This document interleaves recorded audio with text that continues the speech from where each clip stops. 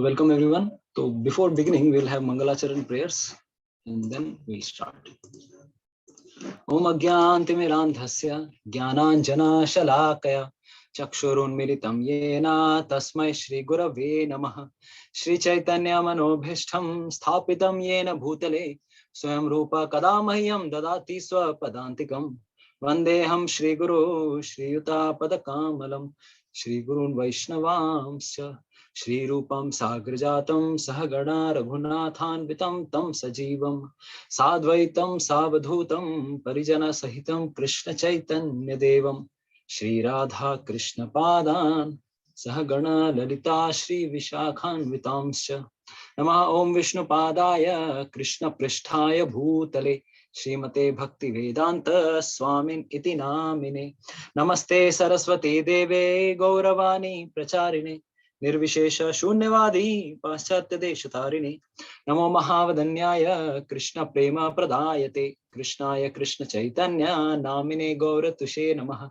He Krishna Karuna Sindhu Dina Bandhu Jagat Pate Gopesha Gopika Kanta Radha Kanta Namostute Tapta Kanchana Gaurangi Shri Radhe Vrindavaneshwari Vrishabhanu Sute Devi Pranamami Hari Priye Nilachal निवासाय नित्याय परमात्मने बलभद्र सुभद्राभ्यं जगन्नाथाय ते नमः वाञ्छाकल्पतरुभ्यश्च कृपा सिन्धुभ्य एव च पतितानां पावनेभ्यो वैष्णवेभ्यो नमो नमः जय श्री कृष्ण चैतन्य प्रभु नित्यानंद श्री अद्वैत गदाधर शिवासादि गौर भक्त वृंद हरे कृष्णा कृष्णा कृष्णा हरे हरे हरे राम राम राम हरे हरे कंकरोति वाचालं पंगुं लंघायते गिरिं यत्कृपातमहं वन्दे श्री गुरु दीनतारिणं परमानंद माधवं श्री चैतन्य ईश्वरम्।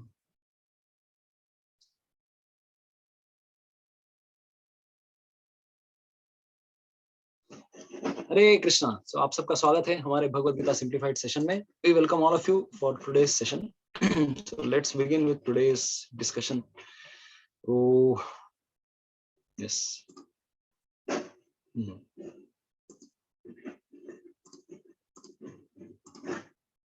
तो हमारा जो सेक्शन चल रहा था लॉ ऑफ कर्मा के ऊपर, राइट। आप लोगों को सबको याद आ रहा होगा, हमने ऑलमोस्ट 10 दिन हो गए हमारे जो भगवद गीता नॉर्मल डिस्कशन हमने कवर किया था। तो अभी जो सेक्शन चल रहा है दिस इज 4.16 to 24। तो what is karma, what is akarma, what is vikarma, ये तीन शब्दों को लेकर अभी हमने डिस्कशन शुरू किया है। तो ऑलमोस्ट टिल 18वां श्लोक तक हमारा हो गया था। तो जो लोग आज नए ज्वाइन किए हैं उनको मैं बता दूं कि हमारा 4th चैप्टर चल रहा है, अभी तक श्लोक नंबर 18 कवर किया है हमने, और कुछ हमने केस स्टडीज ली थी लास्ट सेशन में। किसी को याद है कितने केस स्टडीज हमने लिए थे? किनका हमने किनके बारे में हमने चर्चा की थी? अगर याद आ रहा है आपको कि लास्ट टू लास्ट मतलब 3 क्लास पहले हमने कुछ चर्चा की थी कर्मा अकर्मा विकर्मा के बारे में जानने के लिए कि कर्मों की ग्रंथि को समझना इतना आसान नहीं है, बहुत डिफिकल्ट है, इतना इजी नहीं है। तो किसी को याद आ रहा है या भूल गए हैं? Yes, okay. Mohit is telling 5 case studies. Yes, thank you Priyanka माता जी। क्या क्या हमने डिस्कस किया था अगर किसी को याद आ रहा है? हम ऑफ कोर्स आज रिवीजन करेंगे, उसके बाद हम चालू करेंगे। किसी को याद है कि नहीं है? ओके, ठीक है, किसी को बताने की आवश्यकता नहीं, एटलीस्ट आपको याद है। मैं आप आज चर्चा कर ही लेंगे। ओके, थैंक यू पूजा माता जी, अजामिल, प्रियंका माता ji, Vritrasura, yes, thank you so much. Sulakshana माता जी, थैंक यू। तो हम चर्चा करते हैं, no need to write now. तो आप लोगों के सामने अभी स्क्रीन पे जो दिख रहा है कर्म अकर्म और विकर्म, कैसे समझे, क्या है ये कर्म अकर्म विकर्म? तो कर्म का मतलब क्या है? जिसके द्वारा रिजल्ट्स आते हैं। रिजल्ट्स 2 प्रकार के हो सकते हैं, गुड या बैड।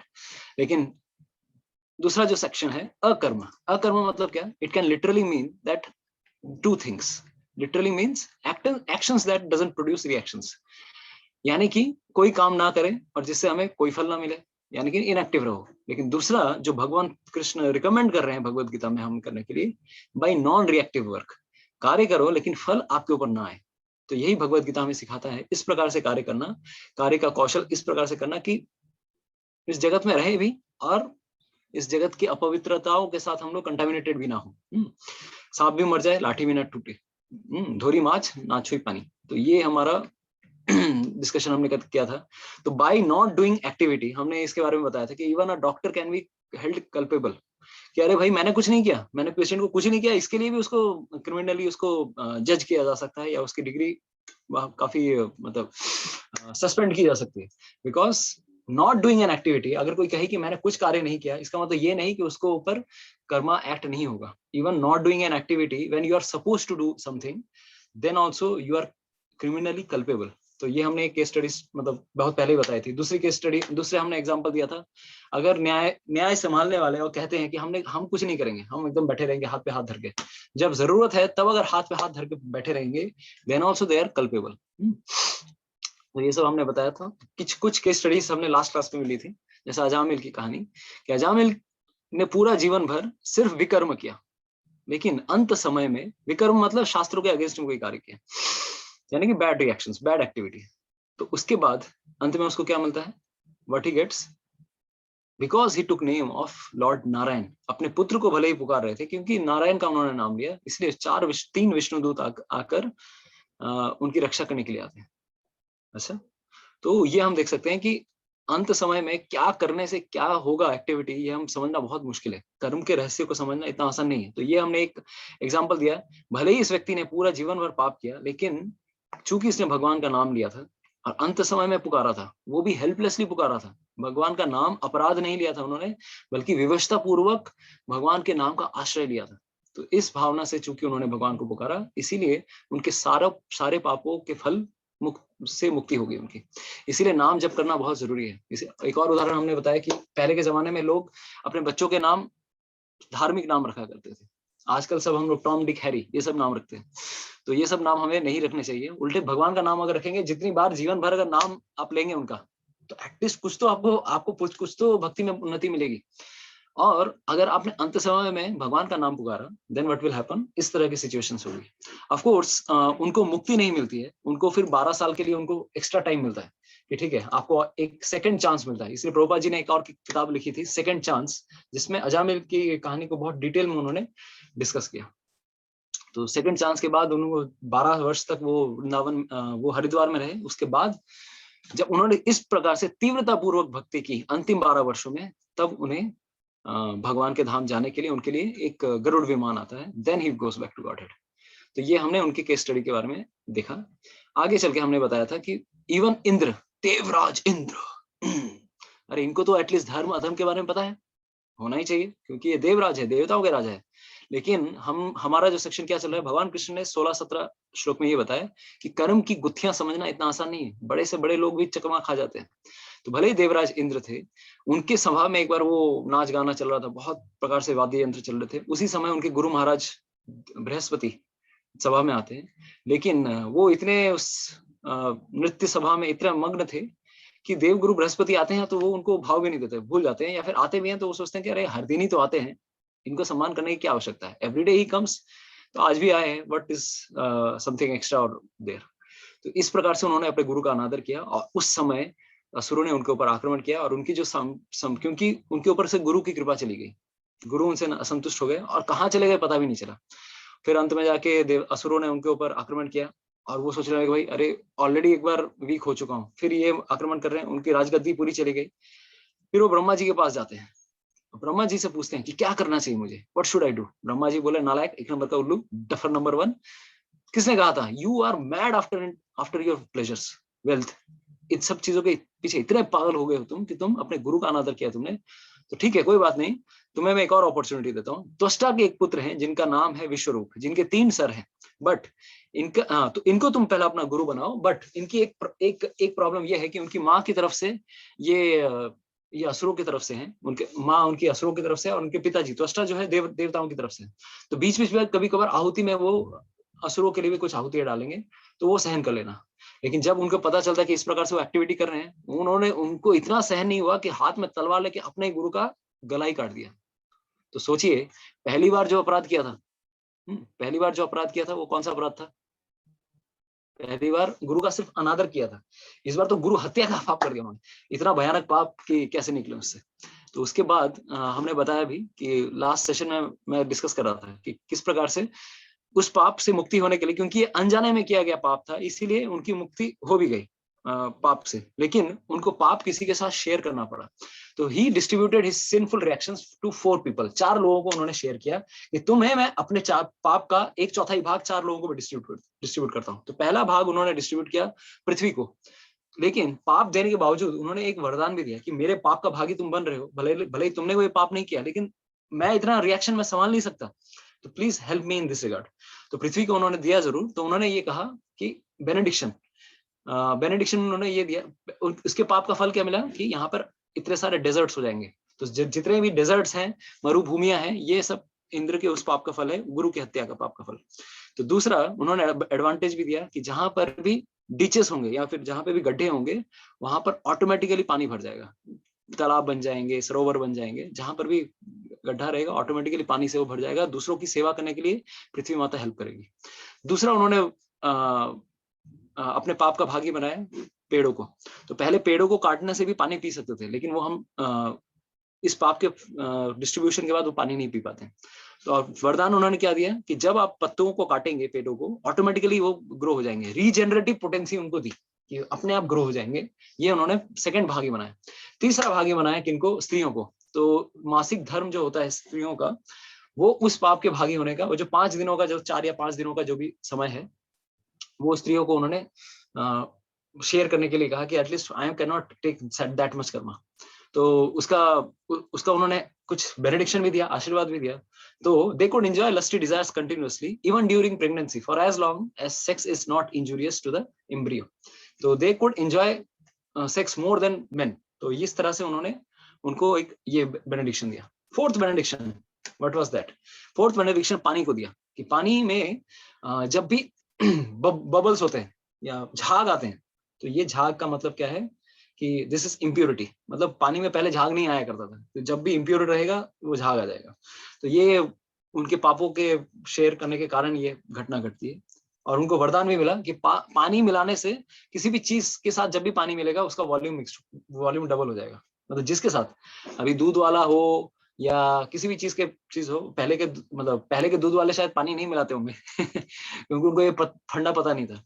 अभी क्या है सिचुएशन, किसी भी चीज में आप कुछ भी मिलाएंगे, water acts as a volume expander. किसी भी चीज में पानी मिलाइए, वो एक्सपेंड कर देगा, उसका वॉल्यूम बढ़ा देगा, और लोगों को पता भी ना चले बहुत बार। तो ये 4 चीजें इंद्र ने ये की। तो देखिए यहाँ पर हम समझ सकते हैं कि Karma can be transferred also. यहाँ पर हम एक चीज कॉन्सेप्ट समझ सकते हैं, कर्मा किसी का अगर है तो कर्मा किसी के ऊपर ट्रांसफर भी होता है। तो अभी ये पॉइंट याद रखिए, क्योंकि मैं बाद में शायद 1-2 सेशन में हम इसको चर्चा करेंगे कि हाउ कर्मा गेट्स ट्रांसफर्ड। 3-4 तरीकों से सबसे ज्यादा कार्मिकली वी गेट रिएक्शंस। भले ही हम कर्म में डायरेक्टली इन्वॉल्व ना हो, बट स्टिल वो कर्मों के फल हमारे ऊपर आ जाते हैं अनजाने से। तो वो कहाँ से आते हैं हम बाद में चर्चा करेंगे। There are 3-4 ways how this karma comes into our lifes. तो आगे चल के देखिए, फिर उसके बाद त्वष्टा जो कि विश्वरूप के पिताजी थे, उन्होंने सोचा कि मैं इसका बदला लूंगा। मेरे बेटे का, निस्सहाय बेटे का इंद्र ने हत्या की है। तो उन्होंने फिर वृत्तासुर नाम के इस असुर को की सृष्टि की। उसके बाद ये भी ब्राह्मण है, और अंत में हमने बताया कि इसको मारने के लिए उनको almost like 1000 years it took to 1 complete year to kill him। तो ये दधीची के दिया हुआ ये वज्र के द्वारा उन्होंने उनकी हत्या की। बट फिर से उन्हें एक बड़ा अपराध लगा। इस समय हमने बताया था कि इनके जो पंडित लोग थे इंद्र के, वो बोलने लगे भाई आप चिंता मत करो, इसकी हत्या करो, हम आपके लिए अश्वमेध यज्ञ करेंगे, आपके सारे पापों से मुक्ति हो जाएगी।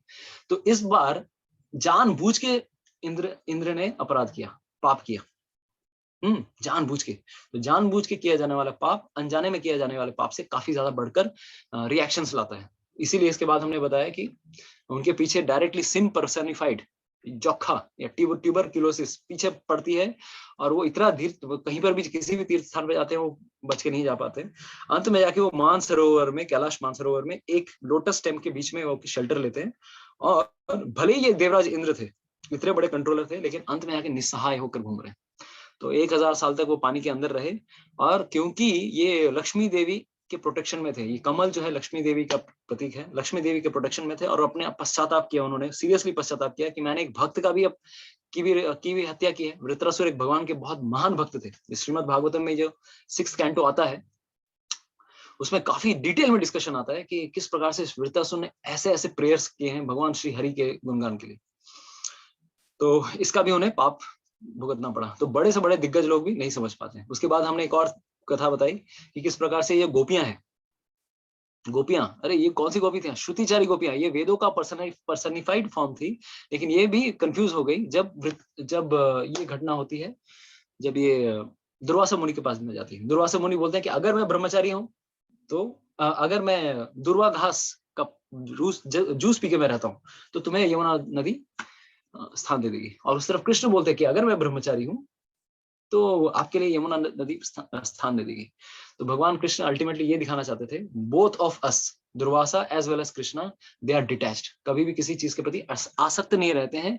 हम कार्य किस प्रकार से करते हैं, भोग आता है लेकिन भोग को एंजॉय करने की अगर टेंडेंसी रहती है, then we become attached to fruits of action.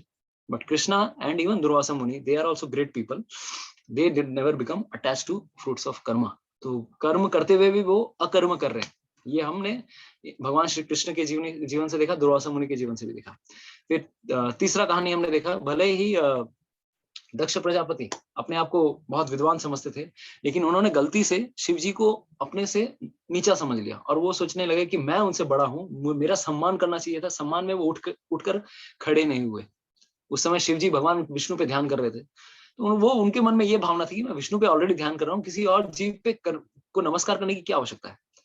तो इस तरह से दक्ष प्रजापति ने उनको मिसजज किया, और इतने बड़े प्रकांड पंडित होने के बावजूद भी ये भी कर्मों के चक्कर को नहीं समझ पाए, और अल्टीमेटली व्हाट हैपेंस, इसकी वजह से सती को अपने प्राण देने पड़े। तो ये हमने ये 2-3 केस स्टडीज की थी। आज का हमारा जो सेक्शन है 4.16, 17, 18, तो ये 18-19 हम लोग शुरू करने वाले हैं। तो 16-17 में भगवान ने बेसिकली क्या किया, what is the connecting link 16 और 17 का, तो आप लोग देख पा रहे हैं। In the next verse Krishna adds the principle of vikarma. तो अभी तक हमने कर्म और अकर्म बताया कि lord Shiva, although he was there, भले वो ध्यान में बैठे हुए थे लेकिन वो अकर्म कर रहे थे, वो नहीं खड़े हुए। प्रजापति दक्ष को लगने लगा कि इसने मेरा असम्मान किया है, एक ससुर का, एक सीनियर सिटीजन का या सीनियर व्यक्ति का उन्होंने अपमान किया है, ये एक तरह से विकर्म है। तो दक्ष प्रजापति को लग रहा है कि ये विकर्म है, लेकिन उस समय शिवजी क्या कर रहे हैं, ही इज डूइंग अकर्म, he is just simply sitting there, but he is meditating on lord Vishnu. तो देखिए हमारी तरफ से समझना तो ये तो और भी कितना मुश्किल है, ये बड़े बड़े लोग कंट्रोलर्स हैं ब्रह्मांड के, ये नहीं समझ पा रहे। तो 16-17 में भगवान बताते हैं विकर्म के बारे में कि विकर्म एक्चुअली क्या है। तो उन्होंने एक नया कर्म कॉन्सेप्ट क्लियर किया, विकर्म। विकर्म मतलब क्या, शास्त्रों के में जो लिखा हुआ है, जो हमारे लिए करने योग्य कार्य है, उसके ठीक विपरीत अगर कोई कार्य करे उसे क्या कहा जाएगा, विकर्म। तो एक्चुअली अगर देखा जाए, असल में अगर देखा जाए तो 2 ही प्रकार के कार्य होते हैं, कर्म एंड अकर्म, 2 ही प्रकार के कार्य हैं, ठीक है। कर्म में लेट्स शो, यस, तो हम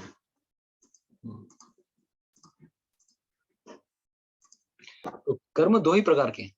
कैसे कैसे हम समझ सकते हैं कि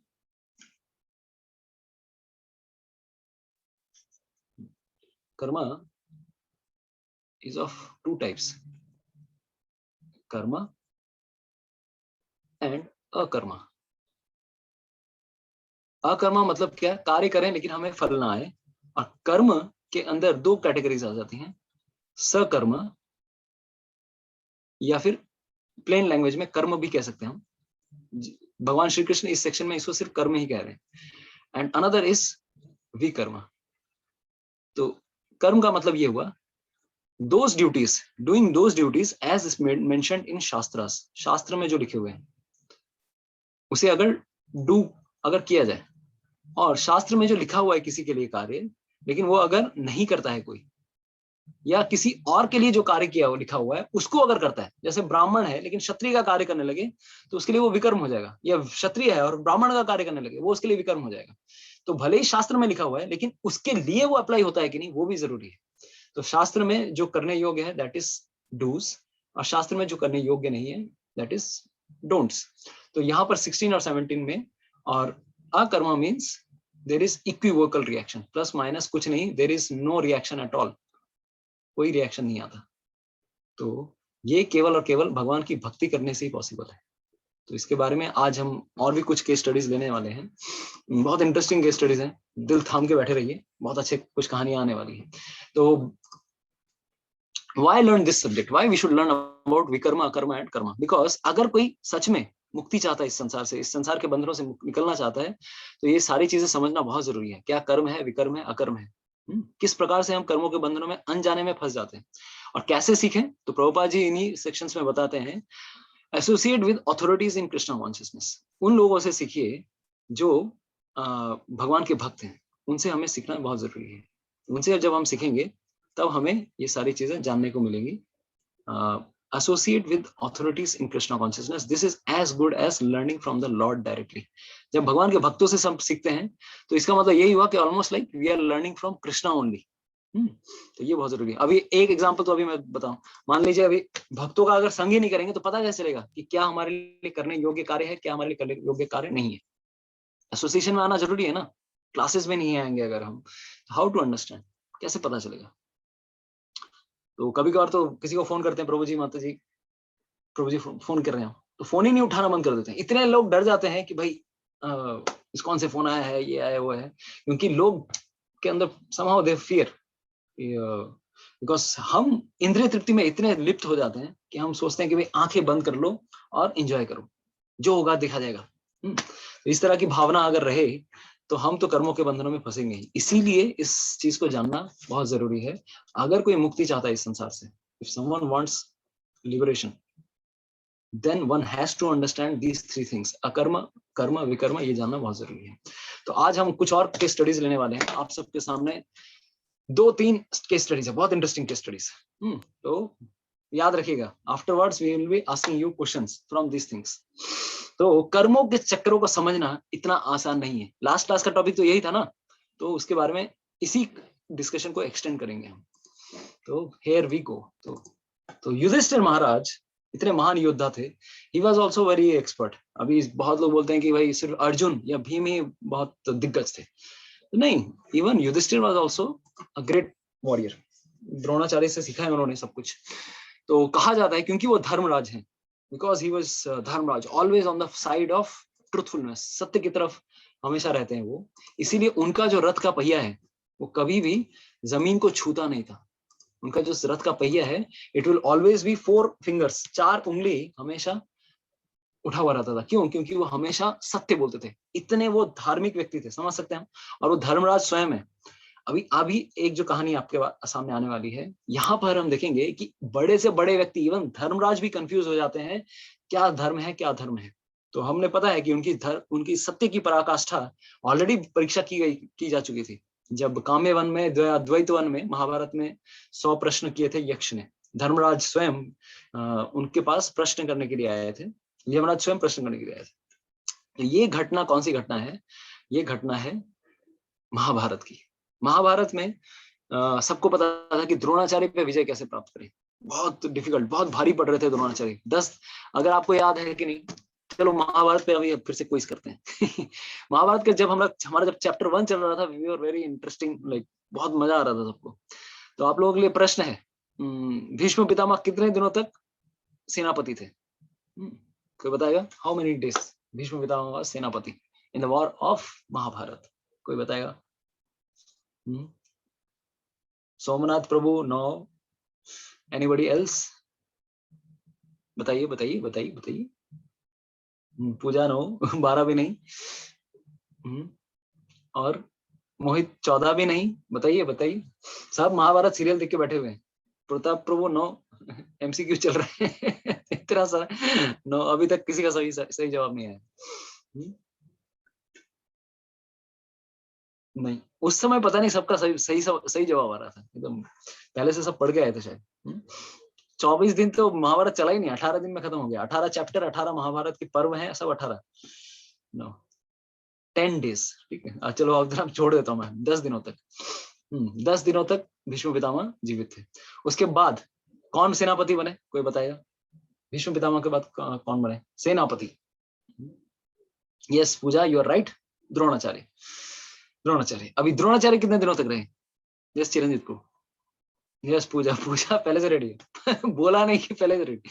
5 days, यस, परफेक्ट। 5 दिनों तक द्रोणाचार्य सेनापति थे। अभी द्रोणाचार्य इस प्रकार से युद्ध लड़ रहे थे और साथ ही साथ एक ब्रह्मास्त्र का ज्ञान भी जानते हैं, इतना उनके पास ज्ञान है। अब उनके ऊपर जीत पाना, और उनके पास एक चीज था कि जब तक उनके हाथ में शस्त्र रहेंगे उनको कोई परास्त नहीं कर सकता। एक शस्त्र भी अगर है तो उनको कोई हरा नहीं सकता। तो कैसे उनके ऊपर विजय प्राप्त की जाए? तो भगवान श्री कृष्ण और बाकी पांडवों ने रणनीति की कि इनको अगर हराना है तो उनके हाथ से, मतलब उन्होंने स्वयं भी महाभारत के पूर्व जब युधिष्ठिर महाराज गए थे, भगवत गीता जैसे ही फिनिश हुई उनके पास पूछने गए थे कि हे गुरुवर, आपसे मैं प्रणाम करने के लिए आता हूँ। देखिए युधिष्ठिर महाराज कितने धार्मिक है, युद्ध के पहले अपोजिंग पार्टी में जाके प्रणाम कर रहे थे। और उन्होंने कहा भी था कि अगर तुम प्रणाम नहीं करते, द्रोणाचार्य और भीष्म ने कहा था अगर तुम प्रणाम नहीं करते, रेस्पेक्ट नहीं देते, तो हम तुम्हें कर्ज कर देते, हम तुम्हें श्राप दे देते। तो ये युधिष्ठिर महाराज की दैन्यता है। वो गए थे उनके पास और प्रणाम किया। अब देखिए प्रणाम करते करते उन्हें पूछा भी था, सबसे पूछा था, भीष्म पितामह से पूछा था कि आपको परास्त करने का मार्ग बताइए, क्योंकि आपसे विजय पाना, क्योंकि आपके पास इच्छा मृत्यु का वरदान है। द्रोणाचार्य भीष्म पिता ने बोला था जब समय आएगा तब मैं बताऊंगा, आज समय नहीं आया। I will definitely tell you, मेरे पास एकांत में आकर पूछना। दूसरे समय द्रोणाचार्य से पूछा तो द्रोणाचार्य ने उसी समय, युद्ध के पहले दिन ही बता दिया था, बिगिनिंग ऑफ वॉर, उसी समय बता दिया कि जब मेरे हाथ में अगर मुझे कोई गलत खबर मिलती है, कुछ ऐसा खबर मिलती है जिससे मैं विचलित हो जाऊं और उस समय मेरे हाथ से अगर अस्त्र चले जाए, then only you can kill me, otherwise जब तक मेरे हाथ में कोई अस्त्र है you can not kill me. ठीक है। और कृपाचार्य के पास गए, कृपाचार्य बोले भाई मैं तो मरने वाला नहीं, मेरा लाइफ टाइम वैलिडिटी है, अभी इस युग तो मेरे को जीना है, अगले मनवंतर तक मेरे को जीवित रहना है, सप्त ऋषि मुझे बनना है। तो कृपाचार्य का तो ये प्रेडिक्शन था। तो इस प्रकार से उन्होंने रणनीति बनाई। और आप सबको पता है कि क्या हुआ, कि भीम को बोला गया कि आप इस कौन से उसके बेटे का नाम, उनके बेटे का नाम था अश्वत्थामा नाम के इस हाथी को जाके मार के आओ और अश्वत्थामा को डिक्लेयर करना है, क्योंकि भीम के लिए there was one policy, by hook और by crook I should please Krishna, भगवान कृष्ण को मुझे प्रसन्न करना है, ताकि उसमें धर्म का मार्ग आए, अधर्म का मार्ग आए, सो कॉल्ड अधर्म, मैं भगवान कृष्ण को संतुष्ट करना चाहता हूँ। और जब भगवान कृष्ण ने साइन करके दे दिया, अटेस्ट करके दे दिया है, no you can go and tell this thing, तब तो वो खुश हो गए और जाके उन्होंने अश्वत्थामा नाम के हाथी का वध किया। और अंत में जाके फिर वो जाके इतना जोर से दहाड़ने लगे, अरे अश्वत्थामा मारा गया, अश्वत्थामा मारा गया। और उस समय द्रोणाचार्य कंफ्यूज हो गए, अरे अश्वत्थामा, मेरा बेटा अश्वत्थामा मर ही नहीं सकता, कैसे हो सकता है, इतनी जल्दी नहीं मरने वाला, उसका टाइम है लेकिन बाद में मरने वाला है, तो ऐसे कैसे हो सकता है। तो इस प्रकार से तब एक रात पूर्व जब मंत्रणा चल रही थी, तब युधिष्ठिर महाराज को कहा गया अगर आप कहेंगे ये बात, सोचिए कृष्ण की बता रहे हैं, क्योंकि आप यहाँ पर अगर कहेंगे कि अश्वत्थामा मारा गया, you have to tell this thing, अगर आप कहेंगे तभी द्रोणाचार्य विश्वास करेगा। तो अब यहाँ पर धर्मराज के लिए सबसे बड़ा धर्म संकट था कि भाई मैं झूठ कैसे बोल सकता हूँ, मैं तो हमेशा धर्म के रास्ते पर रहा हूँ। तो यहाँ पर एक चीज जो है, काफी लोग इसको मिसजज करते हैं, इस स्टोरी को, महाभारत की इस कहानी को मिसजज किया जाता है कि कृष्ण ऐसे छलिया है, ऐसे व्यक्ति है कि दूर लोगों से झूठ बुलवाते हैं। No sir, it is not like that. Krishna की नीति यह है कि धार्मिक व्यक्तियों के साथ धर्म की नीति अपनाओ और अधर्मी व्यक्तियों के साथ अधर्म की नीति अपनाओ। 13वें दिन में ही 13th डे में ही अभिमन्यु की किस प्रकार से वध हुआ था। जब ऐसे लोग इस प्रकार से अगर अधर्म कर सकते हैं, तो अधर्मियों के साथ अधर्म करना कोई बड़ी बात नहीं है। We have to do tit for tat. And when Krishna is telling it, he, जब भगवान जिस साइड में खड़े हो जाते हैं उसी साइड में धर्म भी खड़ा हो जाता है। तो जैसे एक कहावत, एक हिंदी मूवी का डायलॉग है, हम जहां खड़े हो जाते हैं वहीं से लाइन शुरू होती है, हाय। तो उसी तरह से भले ही बिग बी जहां पे खड़े हो जाए वहीं से लाइन शुरू हो जाए, उसी तरह से जहां भगवान खड़े हो जाते हैं, भले ही वो लगे कि apparently this is a wrong activity, but that becomes a dharma. लोगों को ये नहीं पता है, because people don't understand what is the position of Krishna. Krishna knows what is required for this person. ऐसे व्यक्ति के साथ ऐसा करना ही जरूरी है। कर्ण स्वयं, कितना कर्ण ने इतना छल किया, हर बार प्रेरित किया युधिष्ठिर दुर्योधन को कि अधर्म करो, अधर्म करो, और कर्ण के साथ उस प्रकार से अधर्म ना किया जाता है। ऑल्दो हमारे हिंदी सीरियल्स में बहुत अलग तरह से जस्टिफाई किया जाता है, क्योंकि आप अगर महाभारत स्वयं पढ़ेंगे, भगवान कृष्ण जस्टिफाई करते हैं कर्ण तुम्हें क्यों मारा जा रहा है, इस प्रकार से क्यों मारा जाता है, क्योंकि तुमने ये पूरा पूरा पूरा गिनाते हैं, तुमने ये कार्य किया, ये कार्य किया। द्रौपदी को वैश्य कहा, what kind of person you are. और तुमने प्रेरित किया कि जंघा दिखाकर दुर्योधन को तुमने प्रेरित किया। What kind of person you are. हर जगह तुमने इंस्टिगेट किया दुर्योधन को पाप कराने के लिए, पाप के लिए प्रेरित करने के लिए। हर चीज के अगर दुर्योधन पाप का पेड़ है तो पाप की जड़ तुम हो।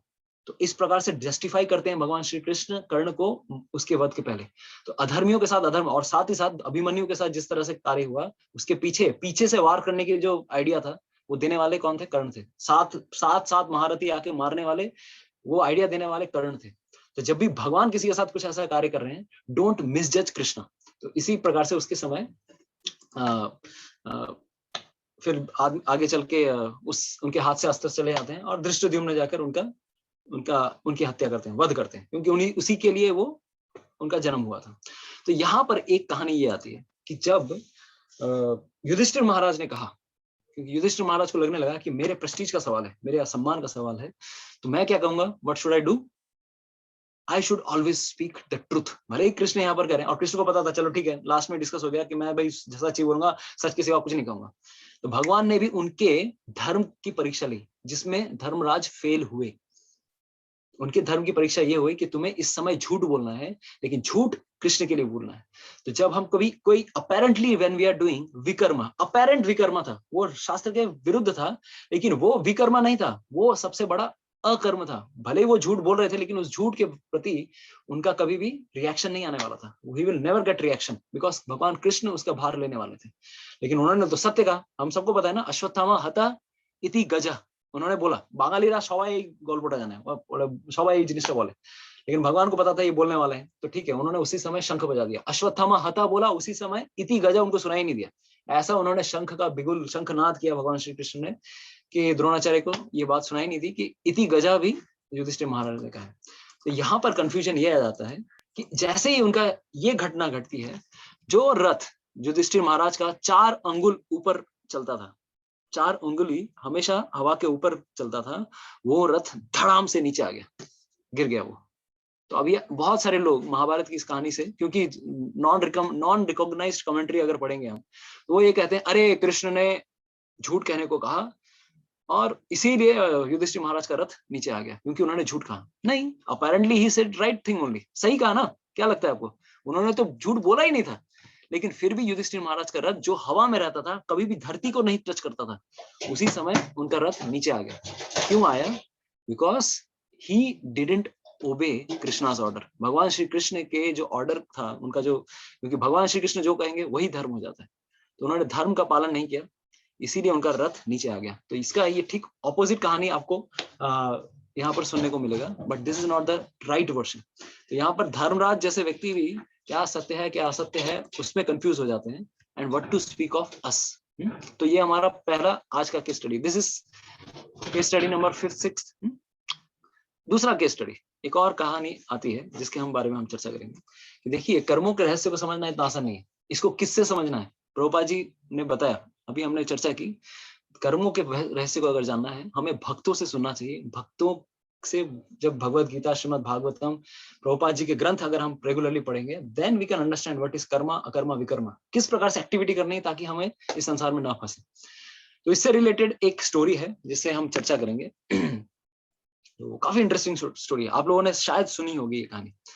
तो his grace Radheshyam Prabhu mentions in, he was mentioning in one of his lecture, एक किसी पुराण में एक कहानी आती है कि एक बार की कहानी है, एक समय एक जगह एक साधु महात्मा, एक ब्राह्मण व्यक्ति एक जगह ध्यान कर रहे थे, तपस्या कर रहे थे, भगवान पे मेडिटेट कर रहे थे, भगवान का नाम जप कर रहे थे। लेकिन उस समय वो देखते हैं कि चूंकि कलयुग शुरू होने वाला था, या ऑलमोस्ट ये कलयुग के पहले की कहानी है, धर्म नीचे की ओर जा रहा था। तो उस समय एक व्यक्ति आते हैं, एक बहुत अधार्मिक व्यक्ति आता है, बूचड़ खाने में जैसे जो कसाई लोग होते हैं वो आते हैं, और वो दौड़ते दौड़ते, मतलब पहले देखते हैं कि एक गाय भाग के गई, उनके सामने से गाय दौड़ते सामने से निकल के भाग गई, और उसके पीछे एक कसाई आता है, वो भी दौड़ते दौड़ते आया, और वो आके पूछता है इस ऋषि से, इस ब्राह्मण से, कि अरे आपने देखा है एक गाय को? और उसके हाथ में देखा कि एक खड़ग लेके बैठा था, वो मारने के लिए, उस गाय को की हत्या करने के लिए। उस जमाने में गाय की हत्या कोई नहीं करता था, शायद छोटे पशुओं के, अगर जो निम्न जाति के लोग होते थे, शायद कभी कभार, जैसे जो भील लोग होते थे या फिर जो आदिवासी लोग होते थे वो लोग पहले खाते थे। आजकल तो सबके लिए स्टेपल फूड बन गया है टंगड़ी चबाना। तो ऑफ कोर्स उस समय ये सब चीजें नहीं होती थी। तो उस समय उन्होंने देखा कि गाय की हत्या करने वाला ये व्यक्ति, और ये धर्म संकट में पड़ गए कि मुझे सत्य बोलना चाहिए या झूठ बोलना चाहिए। जीवन भर मैंने असत्य नहीं कहा, आज मैं असत्य कैसे कह सकता हूँ। तो बहुत देर तक उन्होंने सोचा, फिर सोचा कि ठीक है मैं सत्य ही बोलूंगा, कि क्योंकि मैं ब्राह्मण हूं, मैं सत्य का रास्ता मैंने लिया है। I will never speak the untruth. उन्होंने बताया कि गाय इस रास्ते पे गई है। ऑफ कोर्स उस समय रास्ते में दो दिशाएं थी, उनके पास ऑप्शन था कि सही या गलत बताने की, लेकिन उन्होंने क्या किया, ही टोल्ड द ट्रूथ, सही बात बताई। ठीक है, तो ये घटना क्लोज हो जाती है। गाय को पकड़ लेता है वो व्यक्ति और गाय को खत्म कर देता है, उसका मांस खा लेता है। दूसरी एक और घटना आती है उसी पुराण में।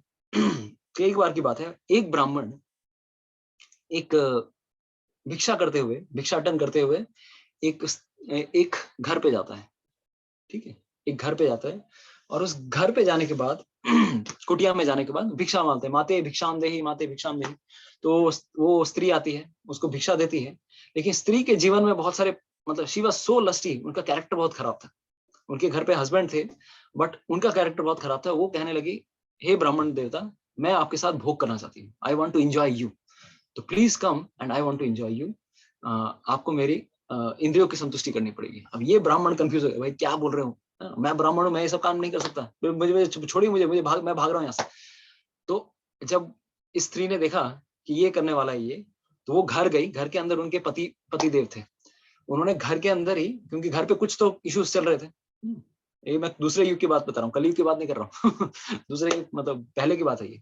तो घर पे एक चाकू छुरा था घर पे, उस छुरे से लेकर उन्होंने अपने सोते हुए पति की हत्या कर दी, उनका गला काट दिया उसी समय। और गला काटने के बाद वो बाहर आती है और चिल्लाने लगती है, अरे बचाओ बचाओ बचाओ बचाओ बचाओ बचाओ। सब गांव वासी को इकट्ठा कर लेती है। और ये ब्राह्मण भी खड़ा था, क्या हो गया, व्हाट हैपेंड। वो कहने लगी कि ये ब्राह्मण मेरे को भोग करना चाहता था, और मैंने जब इसे मना किया तब इसने मेरे पति, क्योंकि वो पति मुझे बचाना चाह रहे थे, पति की उसने हत्या कर दी। अब ये ब्राह्मण के दिमाग में कुछ समझ में नहीं आ रही है, ऐसा क्यों हो रहा है, मैंने कोई ऐसा पाप नहीं किया, how it can so happen, किस प्रकार से ऐसे कार्य हो सकते हैं। तो उस समय बड़ी मीटिंग बैठी और ब्राह्मण बता रहा है कि मैं ऐसा नहीं किया, मैंने कुछ नहीं किया, मैं एकदम निर्दोष हूँ। लेकिन यहाँ पर पलड़ा किसका भारी था, उस स्त्री का पलड़ा भारी था, क्योंकि वो अबला नारी है और अकेली है, और वो अपने पति को क्यों मारने जाएगी। तो उस समय जब पंचायत बैठी, तब पंचायत में जाके निर्णय ये हुआ, क्योंकि ये ब्राह्मण है, इनकी हत्या करना सही नहीं है, ब्राह्मणों को कॉर्पोरल पनिशमेंट नहीं देना चाहिए, उनके लिए अपमान या उनका अंग हानि हो जाए, then that can be considered a greatest loss. तो उस समय आदेश दिया गया, जिस हाथ से इस ब्राह्मण ने इस व्यक्ति की हत्या की है, उसी हाथ से उसे उसी हाथ को उसका काट दिया जाएगा। He has to be killed, he has to be his hand has to be cut, ऐसा उन्होंने बताया।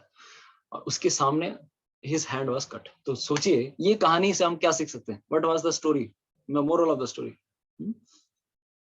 कोई बताएगा ये कहानी कैसे हुई। वो व्यक्ति जो पिछले जन्म में क्या था, ब्राह्मण था, वही ब्राह्मण नेक्स्ट जन्म में फिर से ब्राह्मण बना। क्यों बना, क्योंकि भले ही उसने उस समय सत्य बताया था, वो तो उसके हिसाब से तो सत्य परम धर्म है, सत्य का सहारा लिया, इसीलिए ही बिकेम ब्राह्मणा इन हिज नेक्स्ट लाइफ, ब्राह्मणा इन हिज नेक्स्ट लाइफ। लेकिन उस समय उन्हें सत्य नहीं बोलना था। उस समय अगर वो झूठ बोलते, किसी को बचाने के लिए अगर कोई झूठ बोलता है, उसे झूठ नहीं कहा जाता है। शास्त्रों में वर्णन आता है कि किन किन जगहों में हम झूठ कह सकते हैं, where we can speak the untruth, right. तो किसी की जान बचाने के लिए अगर कोई झूठ कहता है, then there is no problem. दूसरा एक और उसी कहानी में हमने देखा कि जो गाय थी, क्योंकि गाय की हत्या हो जाती है, next life she becomes who, that lady, वो स्त्री बन जाती है। और उस स्त्री बनने के बाद भले ही चूंकि, और वो जो कसाई था, कसाई उन्हीं का हस्बैंड बन के आता है, ठीक है, उन्हीं का वो हस्बैंड बन के आता है। और उसी गाय ने समहाउ, ये भाग्य क्रम के अनुसार कर्मों का फल इस प्रकार से कॉम्प्लिकेटेड है, वो क्योंकि उनको एलिवेशन मिलता है, गाय योनि से मनुष्य योनि मिलती है, लेकिन इस कसाई को उसके इक्वल एंड ऑपोजिट रिएक्शन उसको मिलता ही है, ठीक है। तो सोचिए इतना बड़ा कॉम्प्लिकेटेड लॉ ऑफ कर्मा है कि जिस समय सच बोलना था, कब सच बोलना था, he could not understand. He could not understand. तो ये वाला हमने सेकंड स्टोरी बोला। उसी तरह से एक और कहानी आती है। तो another story comes in another Purana. तो वहां पर भी देखेंगे कि एक बार की कहानी है। एक समय एक देश के राजा ने सोचा कि मैं बहुत सारे ब्राह्मणों को भोज करवाऊंगा। I would feed many Brahmanas. तो इतना बड़ा भोज का आयोजन किया उन्होंने, हजारों हजारों ब्राह्मणों को बुलाया। और उस समय हर जगह भिन्न भिन्न जगहों पे हलवाई लोग खाना बना रहे थे। तो एक जगह एक कढ़ाई में स्वीट राइस भी बन रहा था। क्या बन रहा था? स्वीट राइस क्या बोलेंगे उसको? What is that? पायस, पायस है ना, पायस। तो हिंदी में बोलते हैं खीर। खीर बन रहा था। खीर भी बन रहा था सबके लिए भोजन में। तो उसी समय अचानक से एक घटना घटती है। एक चील था। एक चील उसी समय से एक सांप को उठाकर लेके जा रहा था। उसने एक सांप को पकड़ा और सांप के ठीक गले पर पकड़ा। और गले को पकड़ा तो उसके गला उसका मुंह खुला हुआ था और ऐसे उड़ते उड़ते जा रहा था। और somehow उस जगह से जाते जाते जाते जाते जाते वो उस कढ़ाई के ऊपर से फ्लाइट लेता है। और किसी तरह से उस सांप का जो विष था, उसके मुख से जितनी लार थी, उसका जो इतना तीक्ष्ण कोबरा सांप था, उसका विष उस कढ़ाई में गिर जाता है। और पूरा का पूरा जो पात्र था वो पूरा विषैला हो जाता है। अभी इसमें हलवाई को पता नहीं चला कि इसमें ये गिर गया, राजा को पता नहीं था, और जो ब्राह्मण लोग खा रहे थे उनको भी पता नहीं चला। पूरे ब्राह्मणों को अच्छे से भोजन कराया गया। और भोजन कराने के बाद सारे के सारे ब्राह्मण स्पॉट डेड, खाने के बाद मर गए। और बड़ा डिजास्टर हो गया, इतना बड़ा disaster one could not understand कि ब्राह्मण को खिलाने के लिए बुलाया और राजा की तरफ से इतना बड़ा मैसिव मतलब हत्या हो गई। किसी को समझ में नहीं आया कि ये हुआ कैसे। Nobody could understand. तो अभी भी वो मतलब वो कहा जाता है कि it was like 74.5 kilo, 74.5 kilo. इतना उनके उनके जनेऊ, उनका जो जनेऊ था, जितने ब्राह्मण थे उनके जनेऊ को इकट्ठा किया गया और उनका भार मापा गया 74.5 किलो। सोच सकते हैं कितने ब्राह्मण रहे होंगे। तो सम मेजरमेंट इज देयर। इतने ब्राह्मण मारे गए। अभी उस समय अभी यमराज और चित्रगुप्त ये कंफ्यूज हो गए, भाई इसका फल किसको दें? राजा को पता नहीं, चील को फल नहीं दे सकते, ऑलरेडी वो लॉ ऑफ कर्मा में सफर कर रहा है। सांप का भी क्या दोष है? सांप लोग ऐसी योनि में अगर वो किसी को डसे भी या फिर किसी को ये भी करेंगे, वो उनके नेचर से वो काम कर रहे हैं। किसी भी जीव को कर्मा नहीं लगता है। लगता किसको है? हमें लगता है, ह्यूमन बींग्स को। तो किसे फल दिया जाए? तो इस तरह से सब कंफ्यूज्ड, यमराज और चित्रगुप्त, समझ में नहीं आ रहा है किसको किसको दोषी ठहरा जाए इतने सारे ब्राह्मणों की हत्या का दोष चढ़ाने के लिए। तो वो देखते हैं कुछ वो घूम रहे थे उसके राज्य में। वो बोलते ना सीबीआई इन्वेस्टिगेशन टीम आती है, तो ये भी इन्वेस्टिगेशन टीम में आए थे, किसको पकड़ाएं यार, बड़ा कॉम्प्लिकेटेड केस फंस गया यार, कैसे किसको इसका भागी बनाए। तो घूमते घूमते घूमते उन्होंने देखा, देखिए इसमें बहुत शिक्षाप्रद लेसन है हमारे लिए। तो वहां पर देखे कि कुछ साधु महात्मा लोग उस राज्य में घुस रहे थे। तो ये काफी दिनों की बात है। कुछ साधु महात्मा घुस रहे थे और बोलने लगे कि ये किसका राज्य है, ये राजा कहाँ पे रहते हैं, बता सकते हैं आप? तो एक बूढ़ी स्त्री से उन्होंने पूछा कि वो राजा कहाँ रहते। तो जब इस प्रकार से उस बूढ़ी स्त्री से पूछा, तो बूढ़ी स्त्री ने उत्तर दिया, अरे वो पापी राजा, अरे उस पापी राजा के बारे में आप पूछ रहे हो? अरे जिसने इतने हजारों ब्राह्मणों की हत्या की, अरे उस पापी राजा का महल कहाँ पर है? वो सीधा जहाँ पे है, इस रास्ते को फॉलो करो, वहां जाके तुम्हें उस राजा का महल दिख जाएगा। इमीडिएटली जो यमराज और चित्रगुप्त थे उनको समझ में आ गया, अरे इसका भार किसको देना चाहिए? किसको देना चाहिए बताइए? They could understand. इस पाप का भागी किसको बनाना है बताइए? whom? बता सकते हैं? whom to be given this credit? yes उस लेडी को, yes, Pooja is writing, that old lady, Shubham, perfect. उस ओल्ड लेडी को भागी बनाया। क्यों? क्योंकि जब किसी को समझ में नहीं आ रहा है, इसने उसके दोषों को, जिसका कोई दोष नहीं था, इसने उसको दोष को फॉल्ट फाइंडिंग करने की कोशिश की, because she tried to find out that fault. इसलिए कभी भी हम देखिए, कभी भी हम जब कार्य करते हैं, किसी के जब हम दोषों को भी देखते हैं, भले ही उस व्यक्ति ने दोष देख किया है, अभी उसने किस लिए किया, क्या किया पता नहीं, लेकिन जब हम दोष देखते हैं, उसके दोष का भागी हमें भी बनना पड़ता है। somehow we get influenced by their mentality also। किसी के हम जब दोष निकालते हैं, उसका मेंटालिटी हमें आ जाता है, उसकी जो छाप हमारे ऊपर आ जाती है। और जब हम किसी की बड़ाई करते हैं, तो उनकी बड़ाई का गुण हमारे अंदर आ जाता है। तो that's why we should always glorify others and we should not criticise anyone else. हम तो क्या पूरे संसार में सबको क्रिटिसाइज करते हैं, क्रिकेट टीम को क्रिटिसाइज करते हैं, प्राइम मिनिस्टर को क्रिटिसाइज करेंगे, पॉलिटिकल पार्टीज को क्रिटिसाइज करेंगे, सबके पापों का भार अपने ऊपर ले रहे हैं। इस तरह से थोड़ा थोड़ा कर्मा हमें भी शेयर होता है। तो Karma also gets shared.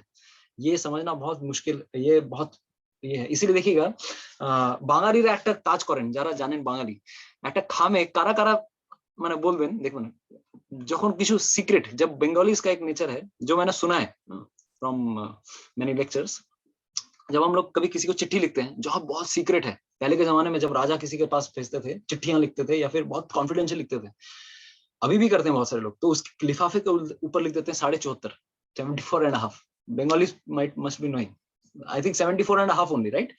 Yes, Somnath pro is writing, yes. 74 क्यों लिखते हैं? क्योंकि अगर कोई इंटेंडेंट पर्सन जिसके लिए वो चिट्ठी लिखा गया है, तो उसके अगेंस्ट अगर वो नहीं पढ़ेगा वो, तो 74 मतलब क्या, उस पाप का भागी उसको मिल जाएगा, यानी कि ठीक है, मतलब अगर आप you are not the intended person and you open the envelope, आप उसको खोल रहे हो, तो यू विल गेट द, इसलिए ऊपर में 74.5 लिखा हुआ था और काटा हुआ रहता है बंगाली जब जब कॉन्फिडेंशियल कुछ लिखते हैं चिट्ठी के ऊपर, तो ये है। तो বাঙালিরা আছে এটা খুব রিলেট করতে পারবেন, এর পিছনে এই কাহিনীটা আছে, ঠিক আছে। यस, धृतराष्ट्र का भी कहानी है कि 100 बेटों का, हमने पहले चर्चा की है पहले, yes Vikram Prabhu, you are right. तो ये हमारे कहानी देख सकते हैं कि पापों का फल किसके ऊपर, किसका पाप किसके ऊपर चढ़ जाएगा, वी कैन नॉट अंडरस्टैंड। इसीलिए जिस समय हम पैसे कमा रहे हैं, कहाँ से कमा रहे हैं, किस प्रकार से कमा रहे हैं, सही प्रकार से कमा रहे हैं या गलत तरीके से कमा रहे हैं, वो कहाँ का कर्मा आपके ऊपर आने वाला है, we can not imagine. Specially जो एकदम अनलॉफुल एक्टिविटीज हैं, स्पेशली 4 जो धर्म के नियम हैं, इन धर्म के नियमों का पालन करते हुए अगर हम धन संपत्ति कमाते हैं, दैट इज मोर और लेस गुड, बट स्टिल उसमें भी कर्मिक रिएक्शंस होते हैं, बिकॉज मनी के थ्रू कर्मा ट्रांसफर होता है। जैसे हमने बताया, इवन थ्रू ग्लोरीफाइंग एंड मतलब हम जब किसी को की निंदा करते हैं उसके थ्रू भी कर्मा ट्रांसफर हो रहा है, and by money also karma gets transferred, by food karma gets transferred, बहुत सारे तरीके से कर्मा ट्रांसफर होता है।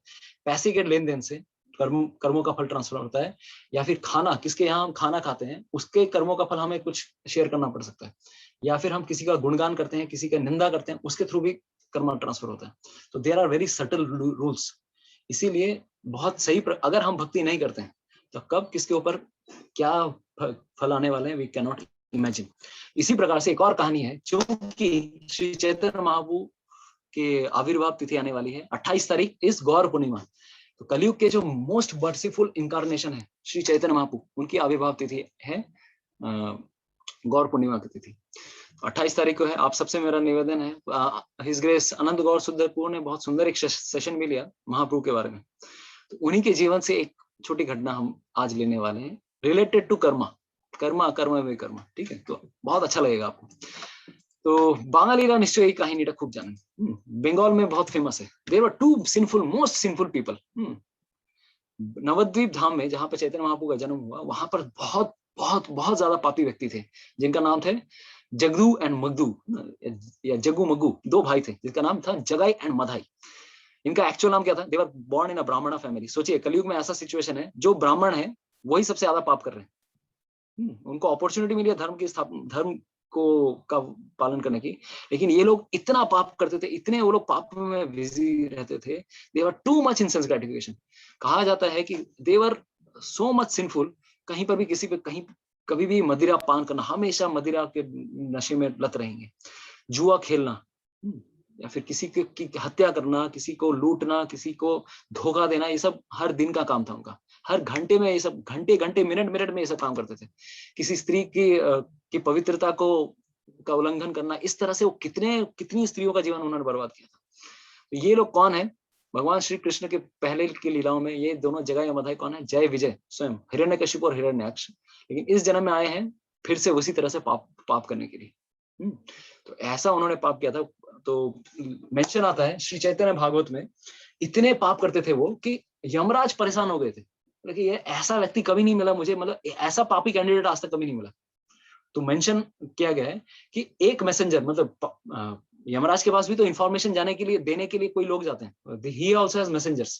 उनके पास इंस्टाग्राम नहीं है, ना कि उनके पास व्हाट्सएप मैसेंजर है, इंस्टेंट मैसेंजर, ना ही उनके पास सिग्नल है, बट ही हैज मैसेंजर्स। तो उनके पास यमदूत आके खबर देते थे, अरे अरे अरे अभी जाके इसने जगाई और मधाई ने 10 लोगों को मार डाला, या 10 लोगों का पैसा गायब कर लिया। अरे अरे अभी जाके फिर से दो मैसेंजर आएंगे, वो चले गए तो दूसरे मैसेंजर आएंगे। अरे अभी जाके इसने इनके साथ बुरा बर्ताव किया, फिर दूसरे पास जाएंगे अरे इन्होंने मदिरा पी, फिर कुछ लोग आएंगे, तो हर समय कुछ ना कुछ मैसेंजर आके इन्फॉर्मेशन देते रहते थे।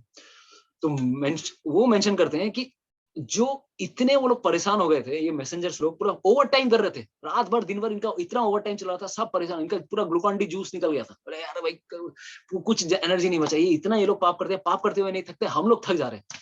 तो चित्रगुप्त लिखते लिखते थक जा रहे हैं। तो वहां पर मेंशन आता है कि 1 लाख अगर मुनीम लोग, 1 लाख मुनीम जो लेखा जोखा करते हैं, चित्रगुप्त के वहां पर भी बहुत सारे मुनीम लोग बैठे हुए हैं, सबका लेखा जोखा मेंशन, हम सबका मेंशन किया हुआ है वहां पर, हम सबका हिसाब किताब चल रहा है। 1 लाख मुनीम लोग अगर अगर मिलके 30 दिनों तक, 30 डेज तक अगर कंटिन्यूअसली अगर लिखते जाएंगे पूरा हिसाब, अरे आज इसने क्या, इसने क्या, पूरा अगर कैलकुलेशन मिलाएंगे तब जाके इनका बैलेंस शीट कंप्लीट होगा। तो जो जितने लोग यहाँ पे चार्टर्ड अकाउंटेंट लोग बैठे हुए हैं आपके लिए बड़ा बहुत अच्छा एक्सेल शीट के लिए आपका फॉर्मेट मिला है, you will get a good nice balance sheet आपको बनाना है। अगर 1 लाख मुनीम लोग अगर थक जाते हैं तो हमारी क्या औकात है ना। तो इनकी इनकी इतने इतने इतने ये लोग गिरे हुए लोग थे, सोच सकते हैं, ये हिरण्यकशिपु, हिरण्याक्ष, रावण, कुंभकर्ण, ये लोग हैं ये लोग।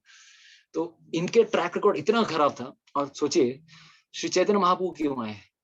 चैतन्य महाप्रभु को पता है कि कलयुग में लोग पापी ही रहेंगे, हर व्यक्ति पापी है, इस संसार में हर व्यक्ति पापी है, और कलयुग में तो भर भर के पाप कर रहे हैं लोग। तो चैतन्य महाप्रभु का हिसाब क्या है, सोचिए उनके हिसाब से। देखिए बाकी दूसरे युगों में जब सारे सिचुएशन अच्छे होते थे, तब असुरों के साथ एकदम 3rd डिग्री का व्यवहार होता था, एकदम खतरनाक, मतलब सुदर्शन लेके एकदम खत्म कर देंगे, चाहे वो मधु या कैटब नाम का असुर हो, या कंस हो, या कोई भी व्यक्ति हो। लेकिन जो मोस्ट डिग्रेडेड युग है, सोचिए जिसमें हर व्यक्ति इतना पाप कर रहा है, उसके लिए भगवान श्री चैतन्य महाप्रभु के क्या नियम है। उन्होंने कोई नियम ही नहीं रखे। इतना महावदन न्याय अवतार है श्री चैतन्य महाप्रभु का, अरे उनके लिए सबसे इजीएस्ट रूल्स, जो लोग सबसे मतलब पतित लोग हैं उनके लिए कोई नियम नहीं, बस भगवान का नाम लो और पापों से मुक्त हो जाओ। ये प्रेम देने के लिए, भगवान के हरिनाम देने के लिए श्री चैतन्य महाप्रभु इस जगत में आए हैं, सबसे लोएस्ट लोगों के लिए सबसे हाईएस्ट चीज देने के लिए। दूसरे युगों में कभी दिया है? यही व्यक्ति, यही भगवान श्री कृष्ण, गौर निताई, श्री चैतन्य महाप्रभु और बलराम, ये दोनों व्यक्ति जब भी इस भगवान, इस जो कृष्ण और बलराम से अभिन्न है, ये कृष्ण बलराम जब पिछले युग में थे तो असुरों के साथ ऐसा बर्ताव करते थे, छोड़ते नहीं थे कभी भी, एकदम 3rd डिग्री। लेकिन यहाँ पर वो क्या बांटने के लिए आए हैं? कृपा बांटने के लिए आए हैं, करुणा बांटने के लिए आए हैं। राधा रानी जिस भाव से भगवान कृष्ण को प्रेम करती हैं, वो बांटने के लिए आए हैं। तो इसीलिए श्री चैतन्य महाप्रभु ने इस अवतार में पहले से प्रण करके रखा था कि I will not take a weapon. हर बार भगवान जब भी आते हैं हाथ में कुछ ना कुछ वेपन जरूर लेते हैं, अस्त्र जरूर लेते हैं, लेकिन इस बार उन्होंने कहा था कि इस बार मेरा वेपन नहीं है। What is that weapon? कृष्ण वर्णम तुषा कृष्णम सांगोपंगस्य पार्षदम यज्ञ संकीर्तन प्रायैर यजंती ही सुमेधसः। कृष्ण वर्णम तुषा कृष्णम सांगोपांगस्य पार्षदम। इस बार उनका जो वेपन है, उनका जो सुदर्शन है, उनकी जो गदा है, वो कौन है? भगवान के स्वयं के पार्षद है। उनके जो स्वयं के पार्षद हैं, दे आर, पार्षद मतलब क्या? भगवान का हरिनाम, वो उनका वेपन है। उनका जो सुदर्शन जो है, हरिनाम सुदर्शन है उनके लिए। और तो और उनके जो भक्त हैं, उनके जो भक्त हैं या भक्तों के जो भक्त हैं, वो उनके अंग है, उनके उप अंग है। ये लोग इस अस्त्र के साथ इस बार इस धराधाम में आए, गौर निताई इस धराधाम में आए। तो इस प्रकार से जगह माता का उद्धार करना है। अभी सोचिए नित्यानंद प्रभु जो बलराम है, उनको दिमाग में आने लगा कि भाई श्री चैतन्य महाप्रभु मेरे जो परमेश्वर है, मेरे जो परम आराध्य भगवान है, इनकी कृपा इस जगत में अगर सच में मुझे एग्जाम्पलरी भाव में अगर सिखाना है, दिखाना है लोगों को, तो इन लोगों का उद्धार करना पड़ेगा। जो सबसे पतित लोग हैं, उनका जब तक उद्धार नहीं होगा, तब तक मेरे प्रभु का गुणगान कैसे होगा? सबसे बढ़िया तरह से अगर गुणगान करना है तो किस प्रकार से होगा? इनका मुझे उद्धार करके दिखाना होगा। The most degraded person has to be delivered. तो नित्यानंद प्रभु जाते हैं और उनके पास में जाकर कहते हैं, ओ जगाई, ओ मधाई, अरे हरिनाम करो, भगवान का नाम करो, ये सब छोड़ो, क्यों ये सब चीजों में व्यस्त हो, क्यों ये सब चीजें अपना जीवन व्यतीत कर रहे हो? वही भगवान श्री कृष्ण इस जगत में आए हैं, हरिनाम का प्रचार प्रसार करने के लिए आए हैं। Please chant the Holi names of Lord Krishna. अब ये दारूखोर ये लोग क्या समझेंगे ये सब चीजें? उस समय जैसे ही श्री नित्यानंद प्रभु ने बोला, पहले दिन ऐसी घटना घटती है, तो वो जगाई मदाई पीछे दौड़ने लगता है, तू आगे बोल ली, छाड़ बड़ा तो गया अभी, तू आगे बोल ली। बस उसके पीछे एकदम दारू का बॉटल लेके और पीछे पड़ गए, भागने लगे। और नित्यानंद प्रभु भी भाग रहे हैं, उनके साथ हरिदास ठाकुर भी भाग रहे हैं। अरे भाई कौन सा केस, किसको उद्धार करने के लिए बोल दिया? हरिदास ठाकुर और नित्यानंद प्रभु दोनों भाग रहे हैं। कि भाई अरे ये लोग तो एकदम, सोचिए वो बलराम जी जो 1 सेकंड में रोमहर्षण सूत को उन्होंने एक घास के तिनके से, जब उन्होंने देखा कि रोमहर्षण सूत व्यास आसन पे बैठे हैं, भागवत कथा कर रहे हैं, और उनके हृदय में क्या भरा हुआ है, he is having pride in his heart। जब बलराम जी आते हैं, बलराम जी को बस उठकर खड़े होकर प्रणाम नहीं किया रोमहर्षण सूत ने, भागवत कथा कर रहे हैं, और आदि गुरु भगवान श्री बलराम को प्रणाम नहीं किया। उस समय बलराम जी ने एक घास का तिनका उठाया और ऐसे थ्रो किया, उसी समय स्पॉट डेड, व्यास आसन पे ही पहले ही मतलब मर्डर हो जाता है। तो सोचिए जब ऐसे बलराम जी, जो हल्का सा अहंकार किसी के अंदर सहन नहीं करते हैं, स्पेशली जो भगवान के भक्त हैं, जो रिस्पॉन्सिबल पोजीशन में, और वो भगवान के भक्त नहीं थे, वो एक्चुअली कथा जरूर कर रहे थे लेकिन मन में अहंकार भरा हुआ था। तो उन्होंने इस संसार में शिक्षा प्रदान करने के लिए कि कथाकार को जो भागवत प्रेजेंट कर रहा है, he should not have pride in his heart, इसीलिए उस समय ऐसा लेसन शो किया। और उसके बाद उनके बेटे सूत, रोमहर्षण सूत के बेटे सूत गोस्वामी फिर भागवत का प्रवचन करते हैं, और भागवतम अभी जो देखते हैं, सूत गोस्वामी, सौनक आदि ऋषि, ये कन्वर्सेशन उनके बीच में है। तो सोचिए ये बलराम जी इस समय जब आए हैं, हाथे क्या दौनते त्रिनाधोरी, हर दांत में तृण का टुकड़ा लेकर बोल रहे हैं कि भाई भगवान का नाम लो करो प्लीज। ये बलराम जी चाहे तो क्या नहीं कर सकते, इनके लिए जगाई मदाई को की हत्या करना कोई बड़ी चीज है, लेकिन इन्होंने प्रण लिया है कि हम किसी भी इस कलयुग के जीवों को मारेंगे नहीं। क्यों? अरे किस किस को मारने के लिए फिरेंगे, किस किस को मारेंगे? सोचिए हम सब एक से बढ़ के एक असुर भरे हुए हैं, we are all asuras number 1। हर एक व्यक्ति तो इस जगत में असुर है, अगर मारने के लिए ढूंढेंगे कोई नहीं बचने वाला, कोई नहीं बचने वाला इस जगत में। इसीलिए उनका पहले से पॉलिसी था, we will not kill anyone but we will transform their hearts. वही जगाई मदाई का किस प्रकार से ट्रांसफॉर्मेशन होता है, सोचिए अभी ये कहानी आती है। तो पहले दिन ऐसी घटना हुई, वो नित्यानंद और हरिदास ठाकुर भाग के निकल जाते हैं वहां पे। नेक्स्ट दिन अगेन हो जाते हैं, भाई हमें कुछ तो करना पड़ेगा इनके साथ, इनको बचाने के लिए। तो ऐसे नित्यानंद प्रभु उनके पास जाते हैं महाप्रभु की करुणा का प्रचार करने के लिए। और जैसे वो उनके पास जाते हैं, इस समय जगाई मदाई इतने दारू लेके टुल थे, उनके हाथ में जैसे ही नित्यानंद प्रभु आके बोलते हैं, भिक्षा मांगते हैं, प्लीज भगवान का नाम करो, कृष्ण का नाम करो। तो उस समय मदाई के हाथ में एक मदिरा का एक पात्र था, ऐसा पात्र था, उन्होंने हाथ में लिया और एकदम उनके ठीक जाके सर पे लगता है नित्यानंद प्रभु। वो बलराम जी जिन्होंने पूरा ब्रह्मांड को अपने सर पे धारण करके रखा है, संकर्षण उनका एक अंशों के अंश है, संकर्षण जिन उनके एक अंश है महाविष्णु, उनके एक अंश है गर्भोदक्षाई विष्णु। वो चाहे तो एक हुंकार करेंगे तो ये इनकी सिट्टी बिट्टी गोल हो जाएगी। लेकिन ये ऐसा रोल लेकर आए हैं कि कलयुग के जीवों को उद्धार करने के लिए ऐसे नम्रता का प्रदर्शन कर रहे हैं। तो उनके सर पे उन्होंने दे मारा, और वहां पर भी उनके इमीडिएटली जैसे वो सर पे वो फूटता है, लहू की धारा बहने लगती है, रक्त पूरे शरीर पे रक्त बहने लगता है।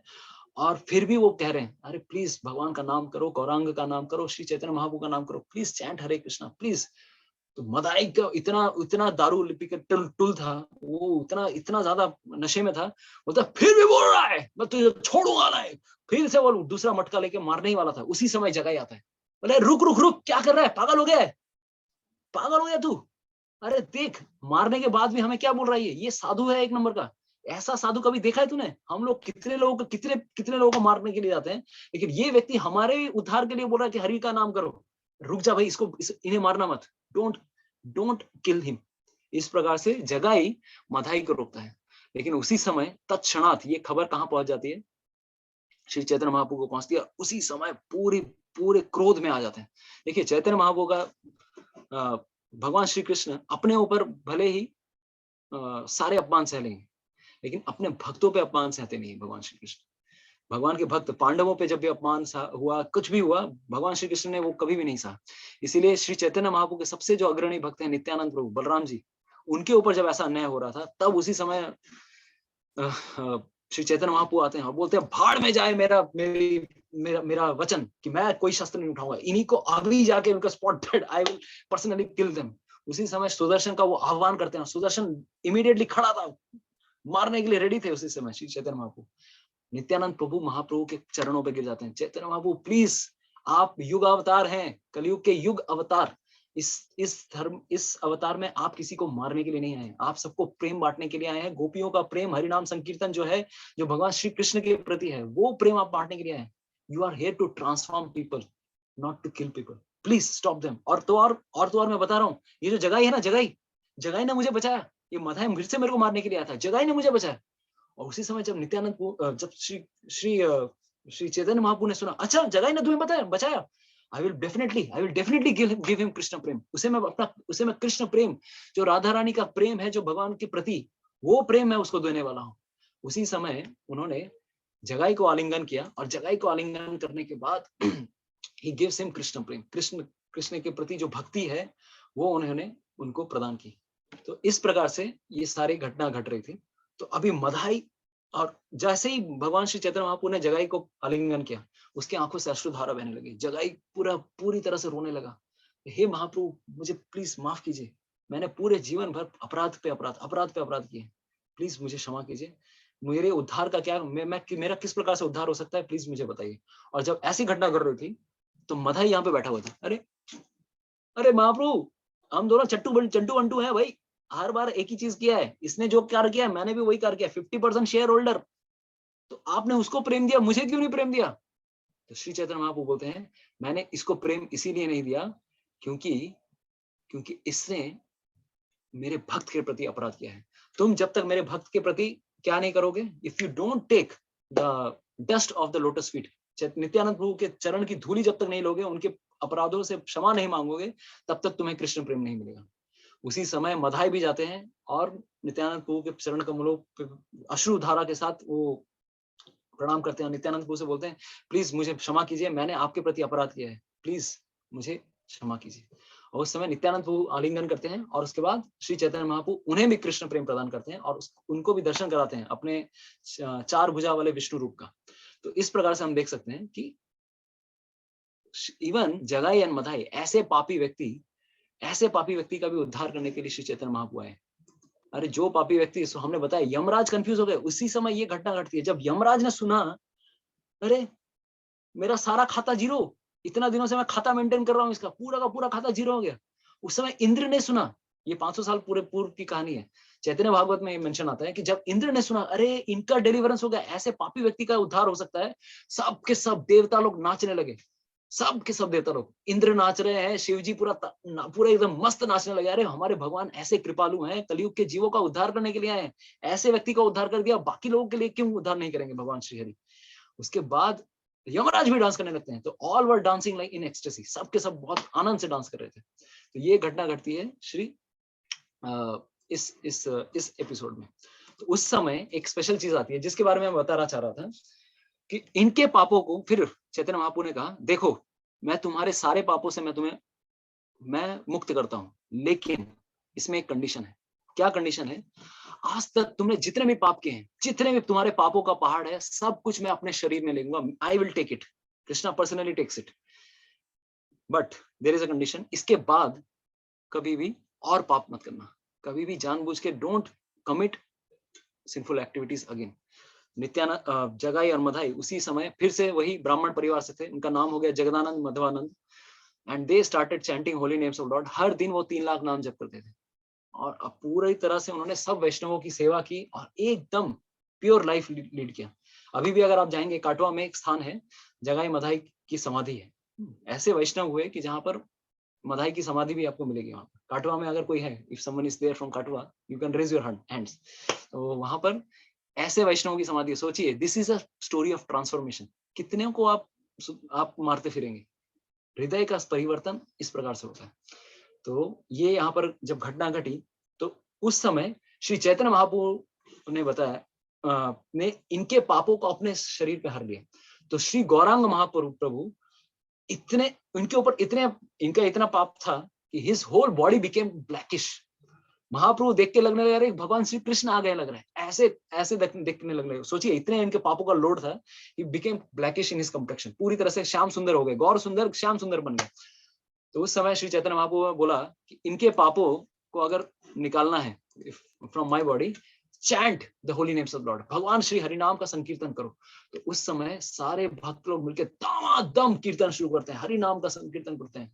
Please chant the names of Hare Krishna Krishna Krishna Hare Hare, Hare Ram Ram Ram Hare Hare. ऐसा कीर्तन करने लगे, सब खोल मृदंग नहीं है, सब कीर्तन करते शुरू कर दिया। और ऐसा कीर्तन होने लगा, उनके शरीर से वही पाप हवा में लीन हो गया, पूरा पूरा का पूरा पाप, मतलब फिर से श्याम सुंदर गौर सुंदर बन गए।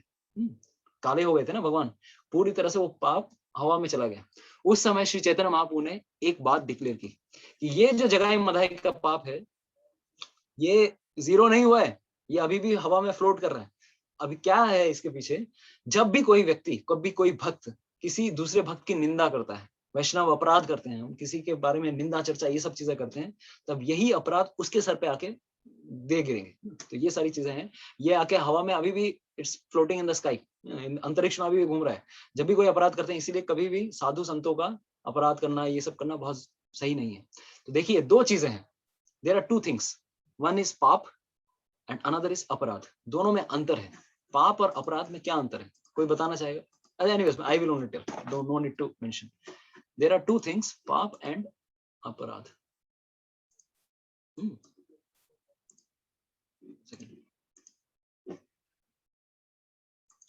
हाँ, तो पूरा का पूरा ही पाप चला गया नहीं, पार्टली आएगा, don't worry Somnath Prabhu, it comes in parts only, right, depending on our gradation of sinful act. हम जिस प्रकार से अपराध करेंगे उस हिसाब से हमारे ऊपर कर्म आएगा। तो देयर आर टू थिंग्स, पाप that means since and another is अपराध।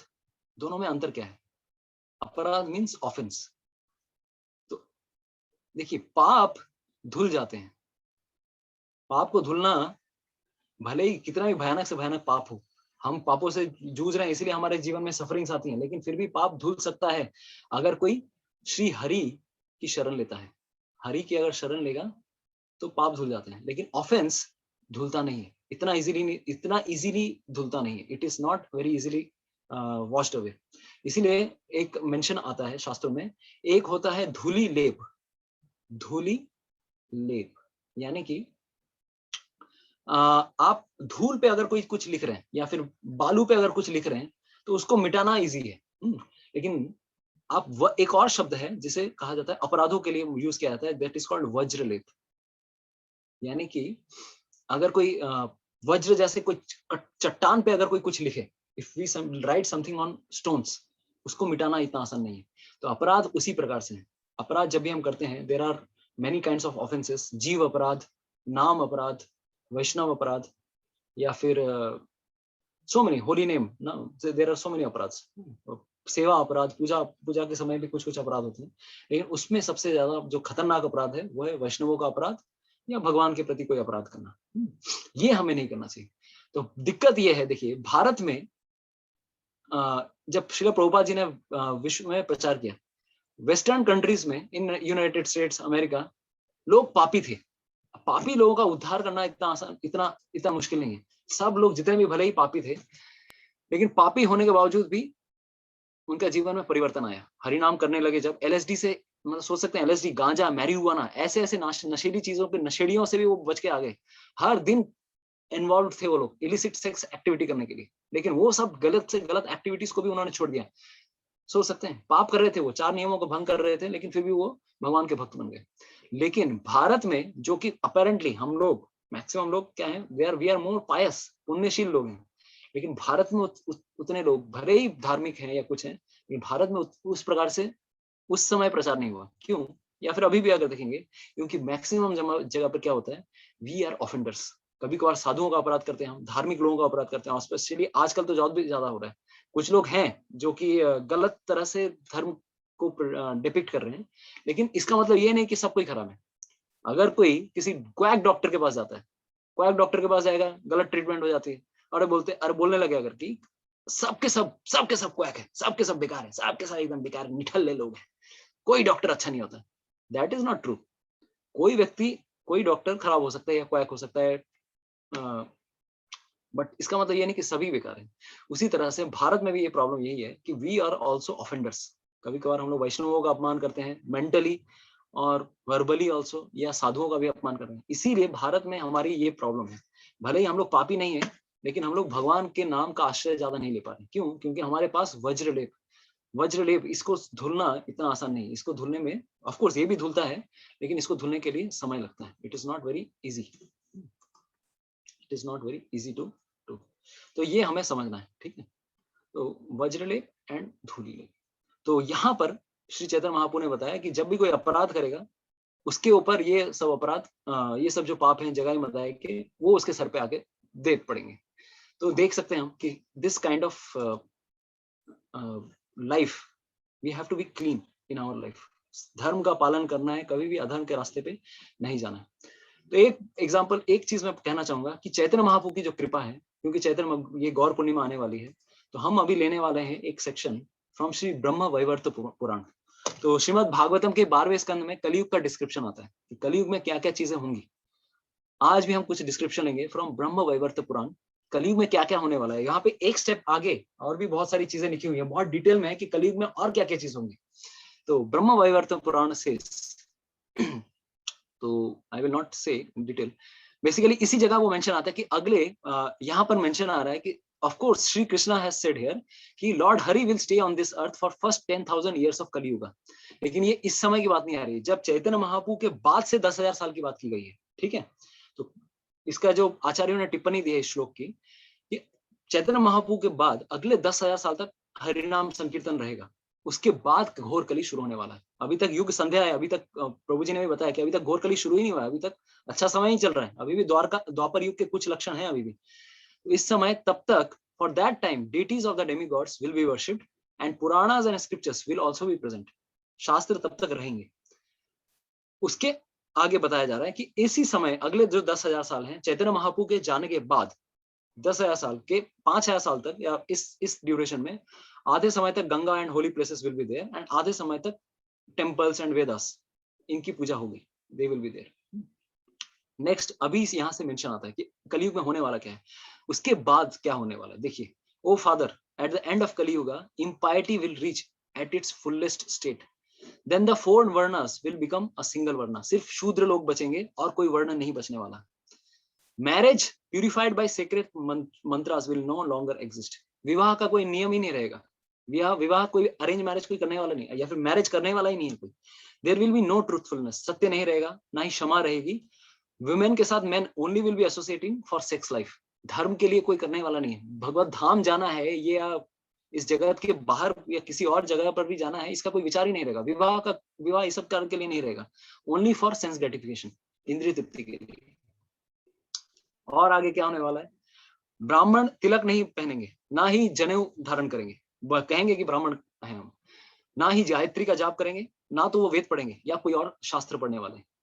और तो और हर एक वर्ण के लोग दूसरे वर्ण के घर पे जाकर खाना खाएंगे। जनरली ये नहीं करना चाहिए। एक व्यक्ति को एक ही मतलब कैटेगरी, आजकल तो ये ऑलरेडी हो ही रहा है without any following any rules. हम लोग किसी भी रेस्टोरेंट में खा लेते हैं, किसी भी धर्म जाति ये सब नहीं देखते, जाके हम लोग कुछ भी किसी के भी यहाँ पे खा लेते हैं। तो of course this is not a like, हमें पहले के जमाने में ऐसे था, एटलीस्ट इवन 50-100 साल पहले भी, आज भी अगर आप देखेंगे कोई भी व्यक्ति, हमारे मम्मी पापा भी जब हम लोग छोटे में थे, we would never go to visit any hotel, कभी भी किसी रेस्टोरेंट में जाके नहीं खाते थे, क्योंकि भाई कौन व्यक्ति है, क्या किस हिसाब से खाना बना रहा है। आजकल नियम अलग है, सब कोई कहीं पर भी खाना खाते हैं।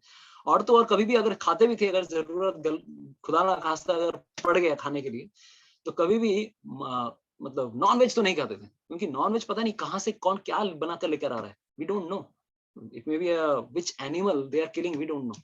आजकल तो ऐसा सिचुएशन है कि जानबूझ के हम लोग गौ मांस खाते हैं कि अरे वाह इसका टेस्ट क्या है, चैलेंज लगाते हैं कि दोस्तों के बीच में चैलेंज लगता है, चल मेरे हॉस्टल में ये सब चैलेंज लगता था, चल आज खाते हैं, आज ये खाएंगे, आज बीफ खाएंगे, आज पोर्क खाएंगे, ये सब चीजें खाएंगे। सोचिए लोग इतने पतित हो गए। 50 साल पहले भी ऐसे लोग नहीं थे। अगर किसी को, प्रभुपाद जी में लेक्चर्स में मेंशन करते हैं कि even in his times 1920s पहले के समय में अगर किसी को मांस खाना होता था तो वो कहीं और जाता था, किसी और गांव में या किसी और जगह पर जाके अलग से खाना पकाता था, एक बार कभी ना कभार खा के फिर घर पे लौटता था। घर के अंदर खा नहीं सकते थे। लेकिन आज सिचुएशन क्या है, कहीं पर भी हम कुछ भी खा रहे हैं, और तो और टेस्ट कर रहे हैं, चलो ये कैसे खाने को मिलता है, ये कैसे खाने को मिलता है। सोचिए कलयुग की ऐसी सिचुएशन है। कुछ दिनों पहले कैलकाटा पीपल बहुत अच्छे से जानते हैं कलकत्ता में किसका मांस बिक रहा था कुछ दिनों पहले।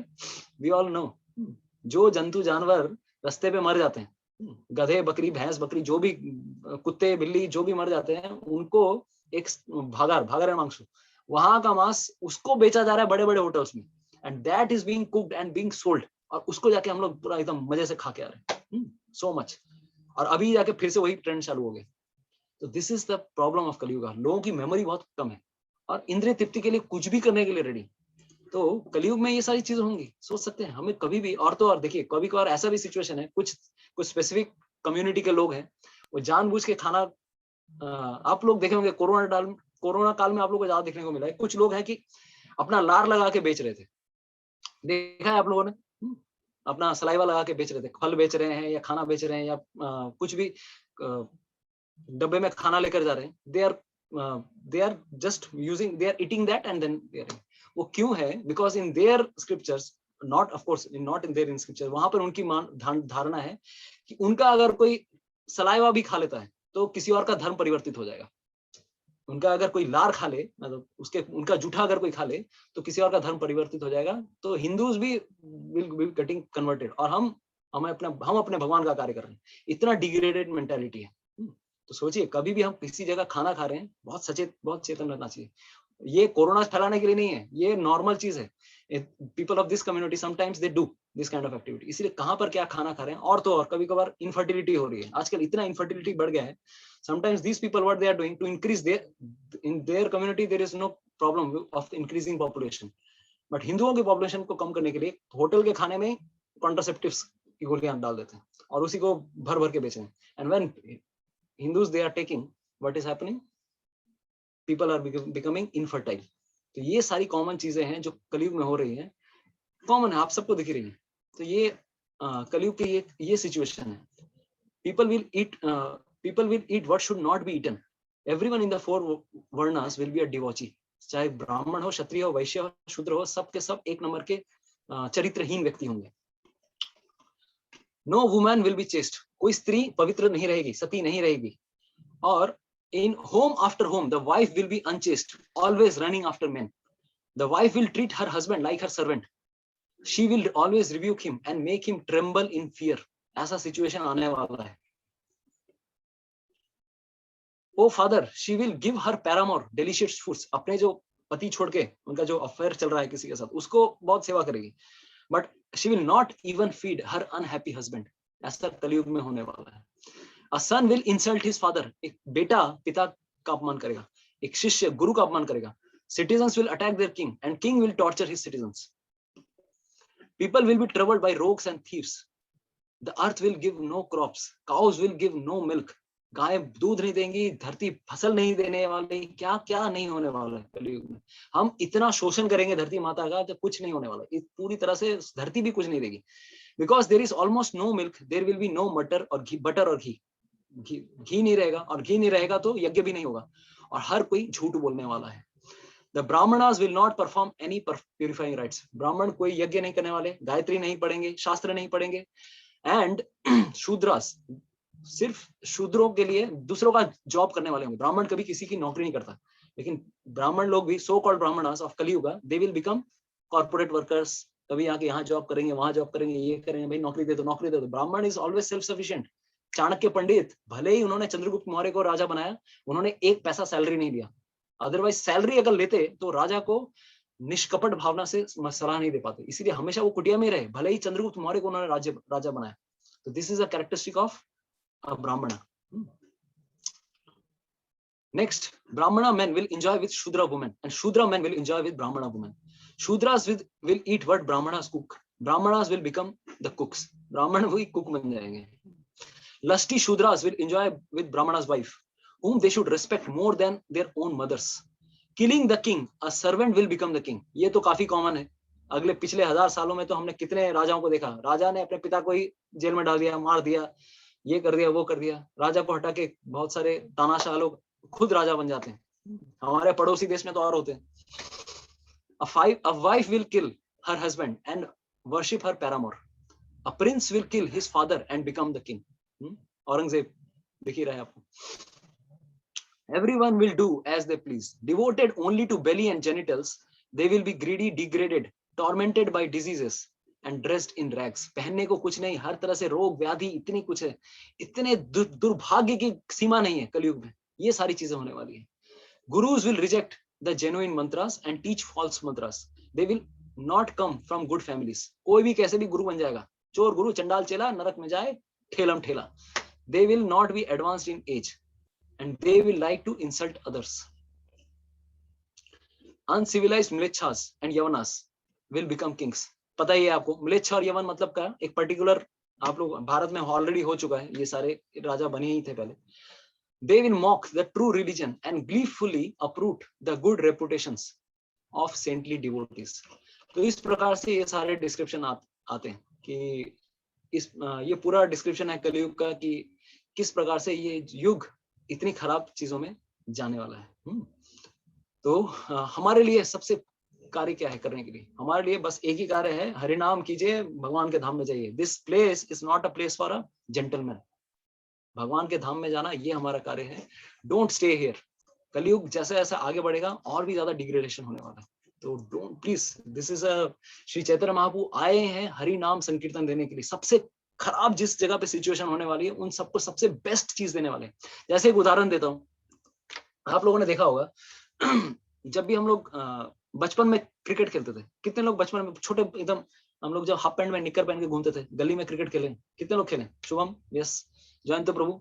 अभी बचपन में जब हम क्रिकेट खेले हैं, अगर उनको ईडन गार्डन्स में खेलने के लिए बोला जाए, यस थैंक यू सोमनाथ प्रभु, मोहित प्रभु, अगर उनको बोला जाए तुम्हारे लिए भाई ईडन गार्डन का मैदान है भाई, छक्के चौके मारो, जितना मारना मारो, अभी वही बच्चा टॉडलर 4 साल का 5 साल का बच्चा बॉलिंग करेगा, उसका बॉल जाने उस पिच के उस साइड तक जाने वाला नहीं है, घिसट्टा बॉल जाने वाला है, वो पिच तक बॉल पहुंचने वाला नहीं है. और उस साइड में भी जो बैट्समैन है वो मारेगा क्या? बच्चा, छोटे छोटे बच्चे हैं, उनको अगर पूरा ईडन गार्डन दे दिया जाए खेलने के लिए, खेल पाएंगे क्या? पॉसिबल ही नहीं है. इसीलिए कलयुग में महाप्रभु ने क्या किया, जैसे बचपन में हम क्या करते थे, हम लोग छोटा एक स्टेडियम, हम लोग अपना एक गली क्रिकेट खेलते थे. गली क्रिकेट में क्या करते हैं हम, अपना नियम बनाएंगे, हिट 2, हिट 4, बाउंड्री के ऊपर गया, छक्का मारा, आउट, हम लोग बनाते थे. उसी तरह से श्री चैतन्य महाप्रभु ने सारे नियमों को, दूसरे युगों के सारे नियमों को रिलैक्स कर दिया. जस्ट चैंट हरे कृष्णा महामंत्र, और जितने भी पुराने हमारे पाप किए हैं, भले ही किए हम, श्री चैतन्य महाप्रभु अपने ऊपर लेने के लिए रेडी हैं. बट प्लीज टेक दिस भक्ति नाइसली. हर दिन भगवान का नाम जप कीजिए, शास्त्र पढ़िए, प्रभुपाद की किताबें पढ़िए एवरी डे. ये सब नहीं पढ़ेंगे, इसके द्वारा हमारा हृदय शुद्ध होता है, यही नहीं होगा तो क्या फायदा? That's why it is very important. तो उन्होंने नियम ही पूरा चेंज कर दिए. कलयुग के लोगों के लिए सबसे इजीएस्ट नियम, सोच सकते हैं इतना रिलैक्सेशन कौन कर सकता है? भगवान ही कर सकते हैं. क्योंकि अगर इनको ईडन गार्डन खेलने के लिए दिया जाए, they will not be able to do. This is the mercy of Shri Chaitanya Mahaprabhu. 28 तारीख को श्री चैतन्य महाप्रभु की आविर्भाव तिथि है. चैतन्य भागवत में मेंशन आता है, अगर कोई कुछ और उत्सव को नहीं मनाता है, सिर्फ 2 उत्सवों को मनाता है, श्री नित्यानंद त्रयोदशी और श्री गौर पूर्णिमा. नित्यानंद प्रभु की जो आविर्भाव तिथि है कुछ दिनों पहले ही गई है ना, फरवरी में हुआ, एंड श्री गौर पूर्णिमा, चैतन्य महाप्रभु की आविर्भाव तिथि. ये 2 लोग जो आए हैं कलयुग के जीवों का उद्धार करने के लिए. अगर कोई जन्माष्टमी भी सेलिब्रेट नहीं करता है, राधाष्टमी सेलिब्रेट नहीं करता है, सिर्फ अगर ये 2 सेलिब्रेट करता है, then also his all desires will be fulfilled अच्छी प्रकार से. और हमें क्या करना चाहिए? हमें संकल्प करना चाहिए. गौर पूर्णिमा आ रही है, हमें कुछ ना कुछ संकल्प लेना चाहिए कि हम भक्ति में कुछ डेफिनेटली कुछ करें. हम माला बढ़ा सकते हैं, हम शास्त्रों का एवरीडे हम लोग सोच सकते हैं कि everyday I will read this much pages of Bhagavad Gita, Bhagavatam. कुछ ना कुछ संकल्प लेना है कि definitely I will do some substantial thing भक्ति में. ये हमें संकल्प लेना है, कुछ तो कुछ ना कुछ करना है. क्योंकि अगर हम इस प्रकार से संकल्प नहीं लेंगे, then we will not get the mercy of Sri Chaitanya Mahaprabhu and Nityanand Prabhu. एक बात आती है, उस दिन शायद प्रभु जी ने भी मेंशन किया कि अगर श्री चैतन्य महाप्रभु को कोई रिमेंबर करते हुए, याद करते हुए कोई कार्य करता है, स्मरण करते हुए कोई कार्य करता है, तो टफ से टफ चीजें जो होती है, एकदम मुश्किल से मुश्किल चीजें भी सबसे आसान हो जाती है. और अगर श्री चैतन्य महाप्रभु को कोई याद नहीं करता, क्योंकि कलयुग के युग अवतार हैं श्री चैतन्य महाप्रभु, अगर उनको कोई याद करते हुए ना करते हुए कोई कार्य करता है, इजी से इजी चीज भी मुश्किल हो जाएगी. इसलिए महाप्रभु का स्मरण करना बहुत जरूरी है. आप लोग जितने भी लोग हैं, बहुत सारे लोग हैं, नीट का एग्जाम देना है, ट्रिपल ई का एग्जाम, इंजीनियरिंग का एग्जाम्स देना है, अपने जीवन में इतने सारे एग्जाम्स दे ही रहे हैं, इतने सारी चीजें कर रहे हैं. श्री चैतन्य महाप्रभु को याद करते हुए कीजिए, कृष्ण को याद करते हुए कीजिए, then there will be no problem. तो ये है एक्चुअली अकर्मा. भगवान को याद करते हुए जब हम कोई कार्य करते हैं, इसी चीज को भगवद गीता में भगवान बता रहे हैं कि व्हाट इज अकर्मा, कर्मा एंड विकर्मा. तो 4.17 एंड 18 भगवान ने विकर्म को डिस्क्राइब किया 17-18 में. Now Krishna returns to the distinction between karma and akarma. 18वें में फिर से वही डिस्कशन आने लगता है. तो देखिए 17 में भगवान ने बताया एक्चुअली अकर्म क्या है. अकर्म का मतलब क्या है? रियली रियली व्हाट इज अकर्म? कर्म करें लेकिन फल हमारे ऊपर ना आए। भगवान कृष्ण की भक्ति में ही वो ऐसा कार्य है, जब हम कर्म करेंगे फल हमारे ऊपर नहीं आने वाला, राइट? तो भगवान कृष्ण की संतुष्टि के लिए जब कोई कार्य करता है, एक्चुअली कृष्ण भावना भावित होना, ये अकर्म है। तो केवल कृष्ण की संतुष्टि के लिए जिस प्रकार अर्जुन ने युद्ध किया, वो अकर्म था। एटीट्यूड कैसा होना चाहिए? अपनी इंद्रिय तृप्ति के लिए नहीं, and acting as a eternal servitor, भगवान की के दास्य भावना को लेते हुए। तो अगर यहाँ पर हम श्लोका नंबर दिस वन 19, यस्य सर्वे समारंभा काम संकल्प वर्जितः ज्ञानाग्नि दग्ध कर्माणम तमाहु पंडितम बुधा। यस्य सर्वे समारंभा, ऐसा व्यक्ति कैसे कार्य करता है? देखिए, one who is understood to be in full knowledge, whose every endeavor, हर कार्य जो कर रहा है, is devoid of sense gratification, अपनी इंद्रिय तृप्ति के लिए नहीं कार्य कर रहा है, बट संकल्प वर्जिता, काम संकल्प वर्जिता मतलब अपनी इंद्रिय तृप्ति के लिए नहीं, बल्कि भगवान की संतुष्टि के लिए। He is said by the sages to be a worker for whom reactions of work have been burned up by the fire of perfect knowledge. ज्ञान की अग्नि ने उसके सारे कर्मों को, फलों को जला दिया है। हमारे सारे कर्मों के बीज जल चुके हैं इस ज्ञान की अग्नि से। ये भगवत भक्ति का ज्ञान, भगवत गीता का ज्ञान, श्री चैतन्य चरितामृत का ज्ञान, श्रीमद् भागवतम का ज्ञान, ये ज्ञान की अग्नि हमारे कर्मों के फलों को जला देती है। ऐसे व्यक्ति को क्या कहा जाएगा? He is in full knowledge. तो जिसके खुद के लिए, खुद की इच्छा के लिए कार्य नहीं कर रहा है। तो this is the shloka number 19। 20 number shloka, त्यक्त्वा कर्म फलासंगम नित्य तृप्तो निराश्रयः कर्मण्य अभिवृत्तोऽपि नैव किंचित करोति सः। 20वें नंबर श्लोक में बता रहे हैं भगवान, देखिए ऐसा व्यक्ति, ये अकर्म का डेफिनेशन है, अकर्म के बारे में बता रहे हैं भगवान। Abandoning all attachment to results, देखिए 3-4 चीजें बताई। पहला जो सेक्शन देखा 19 में, अपनी इंद्रिय तृप्ति के लिए नहीं, first, not for one's own sense gratification, अपनी इंद्रिय तृप्ति के लिए नहीं। 19 नंबर श्लोक, आप लोग गीता सुबोधनी निकाल सकते हैं, then you can understand. Gita Subodhini में 19-20 अगर निकालेंगे then it will be more clear. तो first thing is not for sense enjoyment, अपनी इंद्रिय तृप्ति के लिए। दूसरा, second is abandoning all attachment to fruits of his activities, कर्म कर रहा है, कर्मों के फलों के प्रति आसक्त हुए बिना। Don't get attached to your fruits of activities. Just do as a duty, as an offering to Shri Krishna. जब तक भगवान कृष्ण को केंद्र में नहीं रखेंगे, अटैचमेंट तो आएगा ही। इस संसार में हर व्यक्ति हर चीज के प्रति अटैच हो जाता है। कोई अगर कहेगा ना, मैं किसी चीज के प्रति अटैच नहीं हूं, मैं अपना काम करता हूं बस, अरे भगवत गीता, मैं भगवत गीता मान रहा हूं, अरे ये सब भगवत गीता हमें मत समझाओ, अरे ये सब कहाँ समझा रहे हो हमें भगवत गीता, अरे हमारी दादी हमें सिखाया करती थी बचपन में भगवत गीता, ये सब हमें ना समझाओ, हम करते हैं भगवत गीता का पालन अपने जीवन में। कैसे पता है?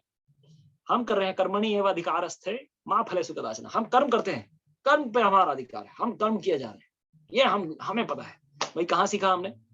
कहाँ सीखा हमने? मतलब आए भाई, हम ज्ञानी व्यक्ति हैं, हमने भगवत गीता सीखा है, हम भी पंडित हैं। तो बहुत सारे लोग बोलेंगे आपको कि हम कर्म कर रहे हैं, actually speaking they don't know about कर्म। तो बहुत सारे ऐसे लोग हैं, कर्म की परिभाषा ना जानते हुए भी कहेंगे हमें भगवत गीता पता है। तो this is not the true understanding. अरे इस जगत में हर व्यक्ति कुछ ना कुछ किसी चीज के प्रति आसक्त हो जाता है। कर्म करेंगे, भले ही बोले कि हम कर्म ही धर्म कर रहे हैं, हमारे लिए, मेरे माता पिता मेरे भगवान है, मेरे लिए भगवान कृष्ण भगवान नहीं है, मेरे लिए मेरे माता पिता भगवान है। अरे भाई, जब माता पिता नहीं रहेंगे कौन भगवान बचेगा तेरा? भगवान है, चलो ठीक है, they are also one of the manifestations of God for us, but that does not mean कि भगवान को मार दिया आपने। भगवान की पोजीशन पे है, माता पिता को रिस्पेक्ट हमें देना है, दैट शुड बी डन। तो हम बहुत सारे, हमारे अपने अपने फंडे हैं, भारत में तो सबके अपने अपने फंडे हैं, इसीलिए ना प्रॉब्लम है। विदेशी लोग भक्ति को इजीली ले पाते हैं, क्यों? क्योंकि उनका पूरा ब्लैक बोर्ड खाली है, उनके ऊपर कुछ भी लिखी है भगवत गीता से, श्रीमद् भागवतम से, दे विल एक्सेप्ट। भारतीयों का खिचड़ी भरा हुआ है, अरे हम माता रानी की पूजा करेंगे, हम विश्वकर्मा की पूजा करते हैं, है ना, हम तो इसकी पूजा करते हैं, हम उसकी पूजा करते हैं, हम भोलेनाथ की पूजा करते हैं, ये करते हैं, वो करते हैं। हमारा अपना ग्रंथ है। कौन सा ग्रंथ है? कहाँ से सीखा आपने? कर्म ही धर्म। कहाँ सीखा? कौन से स्क्रिप्चर से सीखा? बोला ट्रक ग्रंथ से सीखा है। ट्रक के पीछे लिखा होता कर्म ही धर्म है। हमारा ऐसा कोटेशन है, we learn from back side of the trucks. हमारे लिए दिस इज द प्रॉब्लम।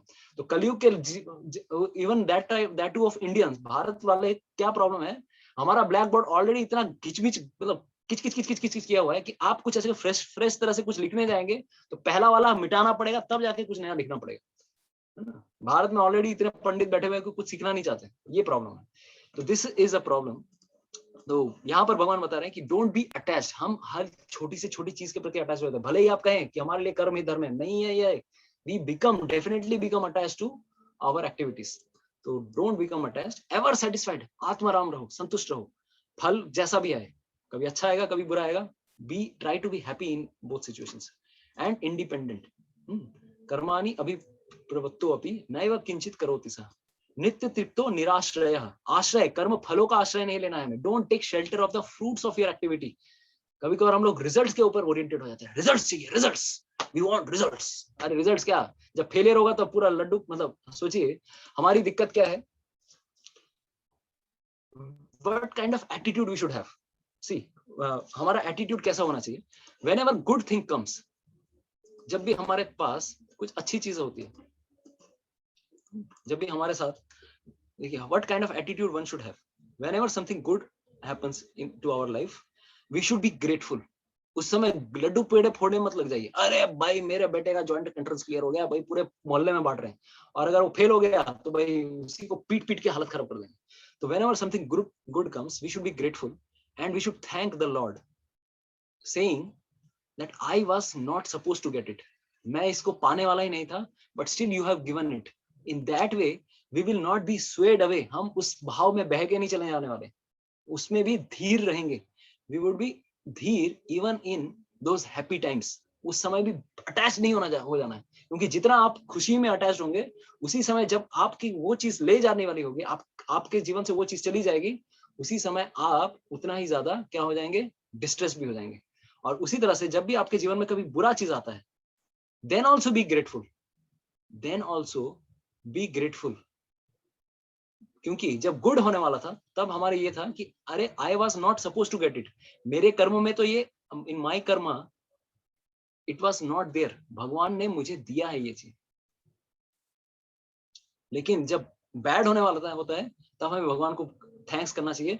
अरे I was suppose to get a lot, अरे मुझे और भी कितने, मैंने इतने पाप किए हैं कि मेरे को तो और भी ज्यादा रिएक्शन मिलना चाहिए था, लेकिन भगवान ने मुझे क्या किया है, मेरे को बस एक छोटा सैंपल रिएक्शन। भगवान, मेरा कर्मों का रिएक्शन पहाड़ के समान था, लेकिन भगवान ने मुझे कैप्सूल बनाकर उस रिएक्शन को दे दिया, छोटा सा रिएक्शन, बेटा इतना झेल ले, बाकी मैं संभाल लूंगा। हमें इस प्रकार से सुखे दुखे समय कृत्वा लाभा लाभो जया जयो। तो इस तरह से भगवान श्री कृष्ण भगवद गीता 2nd चैप्टर में बताते हैं सुख में किस तरह से एटीट्यूड होना चाहिए, दुख में कैसा एटीट्यूड होना चाहिए। सुख में एकदम लड्डू पेड़े फोड़ने वाला एटीट्यूड नहीं, और दुख में हाय हाय क्या हो गया मेरे साथ, ये एटीट्यूड नहीं। तो ये इस प्रकार का जब एटीट्यूड रहेगा, then only we will be happy. तो दिस काइंड ऑफ एटीट्यूड, फलों के प्रति आश्रय, निराश्रय रहना है। Don't make your fruits of activity as your ashraya tattva. तो इस प्रकार से अगर कोई भी कार्य करे, ही विल बी डिटैच्ड, कभी भी कर्मों के चक्करों में फंसने वाला नहीं है वो व्यक्ति। तो ये हम यहाँ पर देख सकते हैं। तो तो आपके सामने अभी आया है 17, 18। तो यहाँ पर भगवान ने 17 में बताया अकर्म क्या है, भगवान कृष्ण के लिए कार्य करना, अपनी संतुष्टि के लिए नहीं।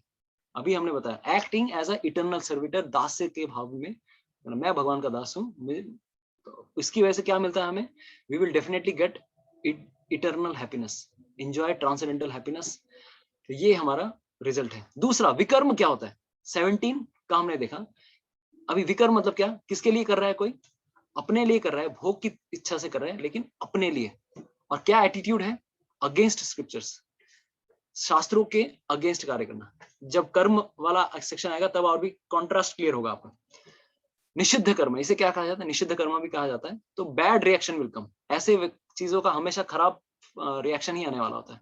अभी बहुत लोग बोलते हैं अरे इतना सारा काम कर रहा हूँ, मॉनिटर कौन कर रहा है, कौन देख रहा है, पूछते कि नहीं, ये सारी चीजें तो कर रहे हैं हम, देखने वाला कौन है, हु इज मॉनिटरिंग, राइट।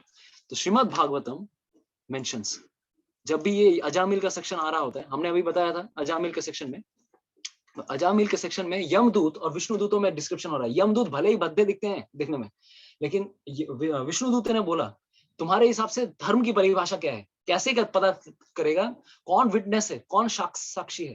तब यमदूत ये सब लैंग्वेज, ये सब बातें बता रहे हैं, संस्कृत में श्लोक बोल रहे हैं कि कौन साक्षी होते हैं। There are 10 kinds of witnesses. सूर्य अग्नि खम मरुत देवा सोमा संध्या हवि दिशः कम कुह स्वयं धर्म इति येते देहस्य साक्षिणः। The sun, the fire, sky, air, demigods, moon, evening, day, night, directions, water, land, super soul himself, all witness the activities of the living entity. अगर दिन में कोई पाप कर रहा है तो सूर्य देखता है, रात में कोई पाप करता है तो चंद्रमा देख रहा है, घर के अंधेरे में पाप कर रहा हूँ कौन देखेगा, दिशाएं देखेंगी, या फिर अंधकार देखेगा, वाटर, लैंड, धरती तो देख रही है। अगर कोई नहीं देखने वाला, एटलीस्ट परमात्मा हमारे हृदय में ये जरूर देख रहे हैं। तो these are the people who are monitoring our karma. कभी भी ये मत सोचिए कि कोई मॉनिटर नहीं कर रहा है। इसीलिए आजकल लोग समझते हैं अगर मैं किसी भी टेबल के नीचे से काम करूं या टेबल के ऊपर से काम करूं, किसी भी प्रकार से मुझे भरण पोषण करना है अपने परिवार का, कौन देखने वाला है? कौन देखने वाला है? उनको ये नहीं पता है, पहले के जमाने में लोग धार्मिक होते थे, उनको पता था कि देयर आर यूनिवर्सल कंट्रोलर्स। आजकल स्कूल में शास्त्र ही नहीं पढ़ाए जाते हैं तो आपको क्या समझ में आने वाला? तो समझ में नहीं आने वाला। And people are fully becoming divorcees, एक नंबर के डफर नंबर 1 बन गए सब। और बोलेंगे कि कौन देख रहा है, actually Paramatma is watching everything. तो we should have fear of at least these controllers. तो इसीलिए देखिए ये जो कॉन्सेप्ट है ना, मैं क्यों बता रहा हूँ, जब अंग्रेजों ने भारत में पहली बार हड़पने की कोशिश की तो उन्होंने एक चीज काफी नोटिस किया कि भारतवासी कभी भी झूठ नहीं बोलते, जनरली झूठ नहीं बोलेंगे। या फिर अगर मान लो बहुत कभी कभी पाप करने गए 1800s में, कुछ लोग अगर झूठ बोलते भी थे तो उनको पता था कि इनको सच कैसे बुलवाना है। किसी को कोई आइडिया है how to make them such? अगर उनको पता था कि सच कैसे बुलाना, क्योंकि ये लोग भगवान से डरते हैं या फिर कंट्रोलर्स से डरते हैं, इनको सच बुलाने का एक बहुत अच्छा तरीका है। कोई आइडिया? कोई हाँ, Shubham is little bit right. Yes, Chiranjit, वाह, एकेबारे सब परफेक्ट बसे আছে সবাই। हाँ, प्रियंका परफेक्ट। तो उनको पता था कि शास्त्र की अगर कसम दिलाएंगे, यस सोमनाथ प्रभु परफेक्ट, शास्त्र की अगर कसम दिलाएंगे तो इनको शास्त्रों, इनकी फेथ शास्त्र पे बहुत है, इनको इसलिए शास्त्रों की कसम दिलवाते थे। मिथ्या वाला बोल भी ना, चल हाथ दिए दिव्य दिव्य। तो इसीलिए तब से कॉन्सेप्ट आया है, मैं जो भी कहूंगा सच कहूंगा, सच के सिवा कुछ नहीं कहूंगा। ये जो कसम वाली कसम आई, भगवत गीता, आज ऐसा सिचुएशन हो गया है, आज हमें सब पता है कि भगवत गीता मतलब वो किताब जो हम मूवीज में देखते हैं जिसपे कसम खिलाई जाती है। लेकिन आज सिचुएशन ऐसी है, पहले के लोग भगवत गीता जानते थे, आजकल के लोग भगवत गीता हुआ तो सब उड़ गया। There is no faith on Bhagavad Gita, neither they have any. इसीलिए कोर्ट से भी भगवत गीता को हटा दिया। अरे ये सब रख के कोई फायदा नहीं है, लोगों का फेथ ही नहीं है इस पे।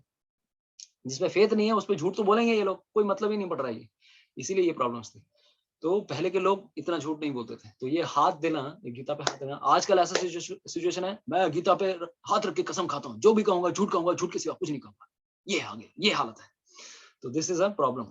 इसीलिए पहले के लोग धार्मिक होते थे, इसीलिए लोग ज्यादा करप्शन नहीं करते थे। जैसे ये अंग्रेज लोग आए, एजुकेशन सिस्टम बर्बाद किया, पूरी तरह से गुरुकुल को बर्बाद किया, गायों को हत्या होने लगी, गाय नहीं रहेगी, वैदिक सभ्यता के रहेगी, यज्ञ नहीं रहेंगे, और लोग एक नंबर के रास्कल्स बन गए। People became characterless. That is a problem. तो कर्म, कर्म का मतलब क्या है? दिस इज मीन्स सकर्म, मतलब जिसका पॉजिटिव रिएक्शन हो रहा है। ठीक है, कर्म यहाँ पर मतलब working with detachment but for one self only. ये भी अपने भोग के लिए ही है, इससे पहले वाला भी अपने भोग के लिए हो रहा था, ये भी अपने ही भोग के लिए हो रहा है। लेकिन इसमें एडवांटेज क्या है? This is according to shastras, this is not according to shastra. शास्त्र का पालन कर रहे हैं, ब्राह्मण ब्राह्मण का धर्म कर रहा है, क्षत्रिय क्षत्रिय का धर्म कर रहा है, बेटा अपना धर्म कर रहा है, पत्नी अपना धर्म कर रही है। दिस इज कॉल्ड सकर्म, शास्त्र के अनुसार, परंतु कृष्ण की प्रसन्नता के लिए नहीं, बल्कि अपने भोग के लिए। इन कर्मों को कृष्ण भक्ति से कोई संबंध नहीं होता। इन कर्मों से कृष्ण कभी भी संतुष्ट नहीं होते। बट हाँ, वो शास्त्र का पालन कर रहे हैं, इसलिए उनके लिए उनको पॉजिटिव पर्क्स भी मिलते हैं, उनको इंसेंटिव्स भी मिलते हैं। इसीलिए उनको स्वर्ग जाना या अच्छे संतान उत्पन्न करना, बेटा उत्पन्न होना, या इस प्रकार की कुछ भी अच्छी चीजें मिलना इस जगत में, ये सब गुड रिएक्शन है। क्यों? क्योंकि उन्होंने पिछले जन्म में शायद अच्छे कर्म किए हैं शास्त्रों के हिसाब से। तो ये क्यों होता है फैसिलिटी? कृष्णा क्रिएट्स दिस वर्णाश्रम फैसिलिटी अकॉर्डिंग टू, मतलब धर्म, 4 वर्ण और 4 आश्रम बनाए हैं ताकि अपनी मेंटालिटी के हिसाब से लोग अपना कर्म कर सकें। भले ही सब कोई भक्त नहीं बनेंगे, लेकिन एटलीस्ट धर्मों का पालन तो करें, ताकि जीवन तो एटलीस्ट कुछ तो सुख पूर्वक लोगों का चले। तो ये 3 कॉन्सेप्ट हमने समझे आज। कर्मा क्या है, अकर्मा क्या है, विकर्मा क्या है। ठीक है, तो एक्चुअली और भी अगर डिटेल में समझाया जाए तो यही हमने बताने की कोशिश की कि जस्ट एस, अगर कोई भी आपको पूछे कौन मॉनिटर कर रहा है, अरे इस संसार में 800 करोड़ लोग हैं, है कि नहीं? 800 करोड़ है, I think 600 crore people, 600 720 30 crore people are there. 700 crore लोगों का, जितने के लोगों के पास मोबाइल फोन है, सबका डेटा जरूर मॉनिटर हो रहा है, सबका कॉल जरूर मॉनिटर हो रहा है, सबका हो रहा है कि नहीं? अभी 720 लोगों का, करोड़ लोगों का सब कुछ अगर डेटा मॉनिटर हो रहा है, सबका जीमेल आईडी गूगल भी बहुत बार मॉनिटर करती है, वो क्या चल रहा है नहीं चल रहा है, everything is being monitored. Why not Krishna must have created a system, a super computer, जिसमें हमारी सारी एक्टिविटीज मॉनिटर हो रही है, हमारे अंदर क्या चल रहा है, हम क्या सोचकर क्या कार्य करके कार्य कर रहे हैं। This kind of super computer is what, ये 10 कंट्रोलर जो हैं ये हमारे कंट्रोलर्स हैं, ठीक है? तो कभी भी ये मत समझिए कि हमारे एक्टिविटीज इन्वॉल्व नहीं होते हैं। तो यहाँ पर हम देख रहे हैं कि what are the results of good karma. तो Shrimad Bhagavatam first canto 8 chapter 26 number shloka, Kunti Maharani is telling, जन्म ऐश्वर्य श्रुत श्रीभिर एधमान मदः पुमान। अच्छे कर्म या सकर्म या कर्म, हमारा हम लोग पहला वाला सेक्शन ले रहे हैं ना, कर्म एंड विकर्म, तो हम कर्म वाला या फिर सकर्म, अच्छे एक्टिविटीज, इसका फल क्या मिलता है हमें? जो ध्यावे फल पावे दुख मिटे तन का, है ना? हम भगवान के पास जाते हैं हम लोग ये सारी चीजें प्राप्त करने के लिए। तो बेसिकली अगर कोई अच्छा कार्य करता है, शास्त्र सम्मत कार्य करता है, तो उसको 4 चीजें मिलेंगी। जन्म, यानी कि उसको अच्छे परिवार में जन्म मिलेगा। ऐश्वर्य, बहुत धन संपत्ति मिलने वाली है। श्रुत, हाई एडुकेशन।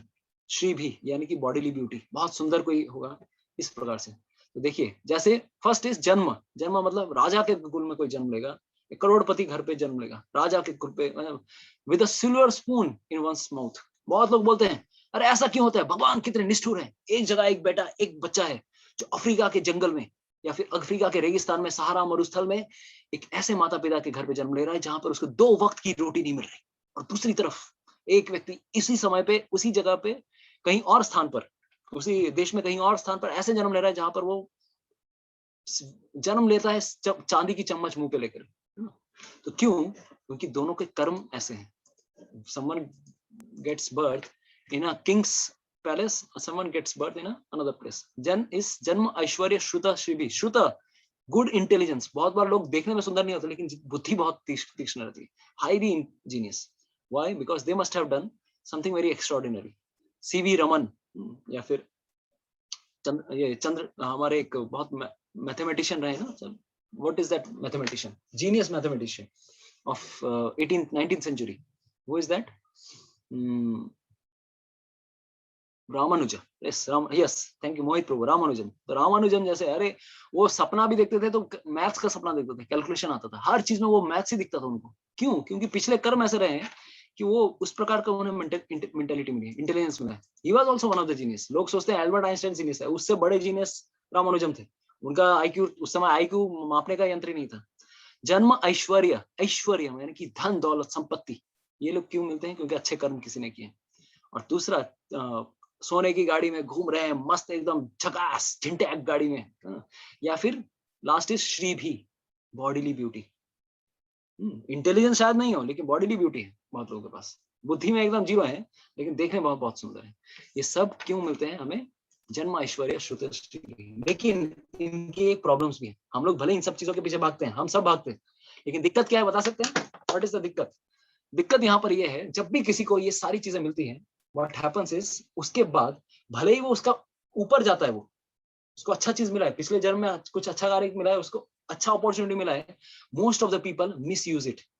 अभी आप देखेंगे बड़े बड़े शहरों में रात को एकदम नाइट लाइफ में बड़ी मर्सिडीज कार में लोग घूम रहे हैं, फरारी में घूम रहे हैं, किसके साथ? लड़की को लेके घूम रहे हैं, या फिर एकदम नाइट क्लब्स में जा रहे हैं। सोचिए, इतनी उनकी धन संपत्ति है, भगवान ने उनको अपॉर्चुनिटी दी है, लेकिन उस अपॉर्चुनिटी को मिस यूज कर रहे हैं। उस स्थान पर जाके, मतलब पहले उन्होंने धर्म का पालन किया, उसके बाद उनको ऐसा सिचुएशन मिला जब उनको फ्रूट्स को एंजॉय कर रहे हैं, यस, लेकिन वहां उस पोजीशन में जाने के बाद उसी का मिसयूज भी कर रहे हैं, then they are doing vikarma. और उसके बाद उनको क्या एक्टिविटीज मिलने वाली है, then we have to understand. बड़े बड़े कंपनी, एयरलाइन कंपनी के मालिक करोड़ों लेके बैठे हुए हैं। अब वही कंपनी का मालिक नेक्स्ट लाइफ में जाके लोगों का पैसा कोई अगर खाता है, what will happen? Next life they will become beggars, they will become poppers, they will be treated in hellish planets like anything. लेकिन ऐसे लोग हम जब रास्ते पे मिलते हैं, देखो भगवान, इसका मतलब भगवान नहीं है। स्टेशन में जाके हम देखते हैं भिखारी लोग भीख मांग रहे हैं, क्यों? भगवान निष्ठुर है, इस बच्चे ने क्या किया था, इस बच्चे ने क्या किया था। अरे भाई पिछला लाइफ देख, पिछला लाइफ ये क्या करके आया है, कितने लोगों का पैसा मार के बैठा है, क्या किया उसने, हमें नहीं पता what he has done. But law of nature, प्रकृति इस प्रकार से किस प्रकार से कार्य कर रही है। इसीलिए एक मैं रिक्वेस्ट करूंगा, प्रभुपाद जी की एक किताब है और या फिर 5th canto Srimad Bhagavatam chapter, last chapter 22 23 chapter अगर पढ़ेंगे, वहां पर लॉ ऑफ कर्मा के ऊपर डिस्क्रिप्शन आता है। क्या कर्मा, लॉ ऑफ नेचर बोल के एक किताब है प्रभुपाद जी की, अगर आप वो पढ़ेंगे तब आपको समझ में आएगा कि क्या एक्टिविटी करने से क्या फल मिलता है। वहां पर पूरा डिस्क्रिप्शन आता है, ये एक्टिविटी करोगे तो ये रिएक्शन आएगा। तो अक्सर ये हो जाता है कि बड़े बाप के बेटे बन जाते हैं जरूर, लेकिन उसके बाद मिसयूज करने लगते हैं फ्री विल को, और नेक्स्ट लाइफ में व्हाट दे विल गेट, यही जन्म ऐश्वर्य श्रुत श्रीभी का ठीक ऑपोजिट रिएक्शन, बैड कर्मा, क्योंकि they are doing bad karma. That's why जन्म, जन्म ऐसे जगह होगा, पहला बाप, पहले एकदम करोड़पति की संतान, दूसरा बन गया बेगर्स या फिर झुग्गी झोपड़ी में। कोई लोग जन्म ले रहे हैं एकदम बड़े खानदान में, कोई झुग्गी झोपड़ी में जन्म ले रहा है, 2 वक्त का खाना तक नसीब नहीं हो रहा है। नेक्स्ट, जन्म ऐश्वर्य श्रुत श्रीभी, किसी को बॉडीली ब्यूटी मिल रही है, कोई एकदम बदसूरत बन रहा है। या फिर क्या हो सकता है, mentally retarded, sometimes one is born by not very high IQ, right. जन्म ऐश्वर्य श्रुत, श्रुत का उल्टा है क्या, when one is not having that much intelligence.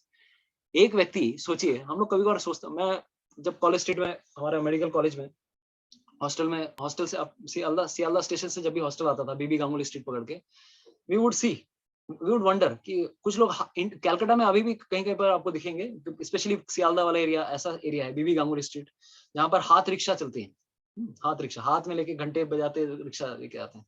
तो बहुत बार दुख लगता था कि अरे why people are suffering like this, 2 वक्त की रोटी नसीब नहीं हो रही है। ये व्यक्ति, बहुत सारे ऐसे लोग हैं जो कि कुछ काम नहीं करते, सिर्फ कंप्यूटर के सामने बैठे हुए हैं, लेकिन उससे ज्यादा काम कर रहे हैं ये लोग, लेकिन कमाई क्या हो रहा है, शायद दिन के एंड में शायद 300 400 500 रुपए मिल रहे हैं। इतनी मुश्किल, और उसको भी फिर क्या कर रहे हैं, इलिसिट सेक्सुअल एक्टिविटीज, गलत कामों में, दारू पीने में, ये सब में उड़ा देंगे। तो दुख होता है इन लोगों को देख के, क्यों, because this kind of thing happens because of our past karma. तो उस समय तो पता नहीं था, लेकिन भगवत गीता जब श्रीमद् भागवतम हमने पढ़ा, then we can understand. Next last, तो बेसिकली अगर इस पे भी अगर उसके कर्मों के फल पूरी तरह से ना मिले, what happens is he is sent to hellish planets, नरक लोकों में उनको भेजा जाता है, जम के धुलाई होती है। तो नीचे पाताल लोक के नीचे आता है, lower planet is below Patal, is Pitriloka. तो 27 28 types of hellish planets are there. 5th canto Srimad Bhagavatam कहा जाता है कि देयर आर 28 तरह के हेलिश प्लैनेट्स हैं, डिफरेंट एक्टिविटीज के लिए डिफरेंट सिंफुल रिएक्शंस। तपती जमीन पे उनको चलाया जाएगा, तपते कॉपर के प्लेट के ऊपर चलाया जाएगा, या फिर कांटों के ऐसे ऐसे पेड़ जिनके ऊपर कांटे लगे हुए हैं, उनको आलिंगन करने को बोला जाता है। या फिर जिस प्रकार का कोई भी जैसा पाप करेगा उसको उस प्रकार का फल मिलेगा। तो ये सब उस कार्य के लिए है। तो देखिए, जन्म ऐश्वर्य श्रुत श्रीभी, हमने बताया इस धरती लोक पे इनको ऐसे एक्टिविटीज मिलते हैं। या तो फिर एक और भी चीज उनको मिल सकती है, बहुत अगर हाई कर्मा, गुड कर्मा करेंगे, then they are elevated to heavenly abodes, Satyaloka, Tapoloka, जनलोक, महलोक, स्वर्गलोक। या फिर दूसरा हमने बताया, इन्हीं एक्टिविटीज का ऑपोजिट एक्टिविटी क्या है, पाप कर्मों का, कि जन्म ठीक नहीं मिलेगा, ऐश्वर्य नहीं मिलेगा, श्रुता नहीं मिलेगी, श्री भी नहीं मिलेगा। अगर बहुत ज्यादा कोई पाप करेगा, then he will be sent to Pitriloka and hellish planets, वहां पर पिटाई पड़ेगी। तो ये सारी चीजें मेंशन है कि जब दिस काइंड ऑफ एक्टिविटी, इसीलिए पहले पुराण लोग पढ़ते थे, महाभारत पढ़ते थे, इसलिए कोई पाप नहीं करता था। आजकल धड़ल्ले से लोग पाप करते हैं, क्योंकि किसी को ये नॉलेज ही नहीं है कि I will be given terrible suffering in my next life. तो दिस इज द सिचुएशन। तो 20 नंबर श्लोका तक हमने किया, maybe we will take one to more shlokas. तो yes, 20 नंबर श्लोका, 21 नंबर श्लोका we will go. तो 20 और 21 अगर हम देखेंगे, 20 नंबर श्लोका इज अ योग आरुरुक्षु स्टेज। देखिए, इसमें भी आपको समझ में आएगा। Okay, let's take it next class only. 20 और 21 22 23 हम लोग नेक्स्ट क्लास में लेंगे, ठीक है। तो आज के लिए हम यहीं पे विराम देते हैं। तो हमने 19 20 18 तक तो हमने पहले ही कर लिया था, तो 19 20 तक हमने कवर किया। And karma akarma vikarma we dealt in very quite lot of detail today. साथ ही साथ हमने क्या किया, बहुत सारे केस स्टडीज भी ली। युधिष्ठिर महाराज का केस स्टडी लिया हमने, और तो और हमने ब्राह्मण वाली स्टोरी बताई, गाय ब्राह्मण और वो कन्या वाली स्त्री वाली कहानी बताई। दूसरी एक और कहानी बताई हमने कौन सी वाली, 74, 74.5, उसके पीछे कहानी बताई कि किस प्रकार से उसका पाप का फल किसे मिलता है।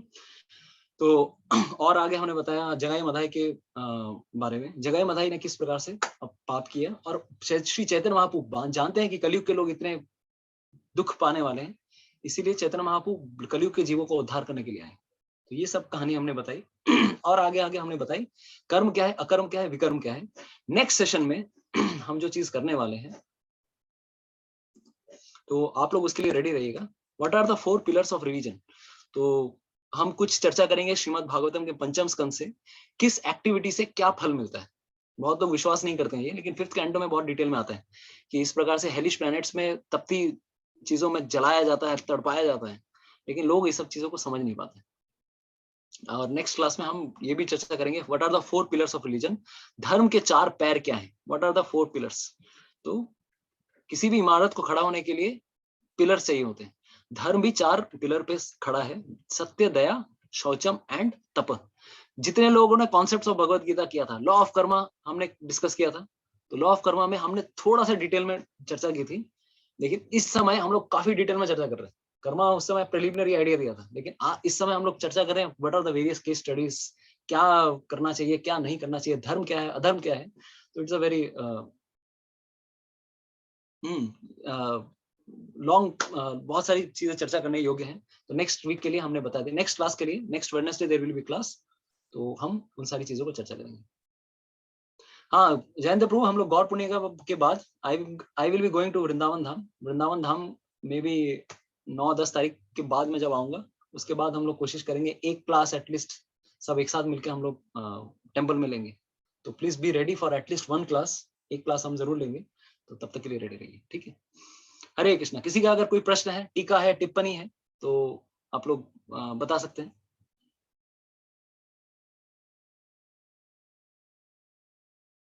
यस, तो देखिए धर्म भी इतना अंधा नहीं है चिरंजीत प्रभु की, वो कह रहे हैं कि अगर किसी की जान बचाना अगर धर्म है, तो हम लोग क्रिमिनल्स की जान भी बचा सकते हैं। देखिए आप अगर क्रिमिनल्स की जान अगर बचा भी लेंगे, मान लीजिए आपने किसी के लिए झूठ बोल दिया, क्रिमिनल को बचा लिया, लेकिन उसको तो कर्मों का फल मिलने वाला है। आपको क्या लगता है? और तो और बोला जाता है कि अगर किसी को उम्र कैद, लाइफ फॉर अ लाइफ, पहले के जमाने में राजा लोग, कोई अगर किसी की हत्या करता था उसकी भी हत्या होती थी, उसका भी सर कलम किया जाता था। क्यों? क्योंकि अगर उसको उस लाइफ टाइम में अगर उसको वो फल नहीं मिला, नेक्स्ट लाइफ टाइम में उसको और भी सीरियस फल मिलने वाला है, ही will be getting more severe Karma. इसीलिए उस फल से बचाने के लिए, उसका कर्मों के फलों को न्यूट्रलाइज करने के लिए इसी लाइफ टाइम में इक्वल एंड ऑपोजिट कर्मा दे देते थे। तो राजा लोग भी अच्छा ही कर रहे होते थे किसी क्रिमिनल्स का। लेकिन आजकल तो ऐसा सिचुएशन है, भले ही कोई आतंकवादी है, इतने लोगों को मार के आ रहा है, लास्ट में आगे पहुंच जाएंगे प्रेसिडेंट साहब इसको रिहा कर दीजिए। बड़ा से बड़ा एक नंबर का खूंखार गंदे काम करने वाले लोग आ जाएंगे, लेकिन उसको भी बोलेंगे ये रे इसने गलती से काम कर दिया। दिस काइंड ऑफ थिंग, आपको क्या लगता है उसको उस लाइफ टाइम में अगर उसको आप माफी दे भी दो, उसको नेक्स्ट लाइफ में आप थोड़ी ना यूनिवर्सल गवर्नमेंट को चीट कर सकते हो। You can cheat this government, not universal government. तो ही विल डेफिनेटली गेट। तो आपका वो झूठ भी एक तरह से काम नहीं आने वाला। तो definitely we have to understand, जब धर्म हम लोग यूज कर रहे हैं, सही जगह पे, सही व्यक्ति के लिए, सही स्थान पे यूज करना है। Otherwise our telling lies is of no use. Somnath Prabhu is telling whether such an act, addiction of gaja, is अकर्मा और विकर्मा। इट इज विकर्मा प्रभु जी। आपका अभी नेक्स्ट क्लास में आने वाला है 4 जो पिलर्स हैं ऑफ धर्म, उसमें क्या क्या मेन पिलर्स हैं जो हम लोग एटलीस्ट इन चारों चीजों से तो दूर रहनी है हमें। तो दिस इज विकर्मा, इंटॉक्सिकेशन इज विकर्मा, ठीक है। वो तो पिलर ही है एक नंबर का, एक तो पिलर ही है वो ऑफ सिंफुल लाइफ। तो ओके, ठीक है। तो थैंक यू सो मच। और किसी का कोई प्रश्न नहीं है?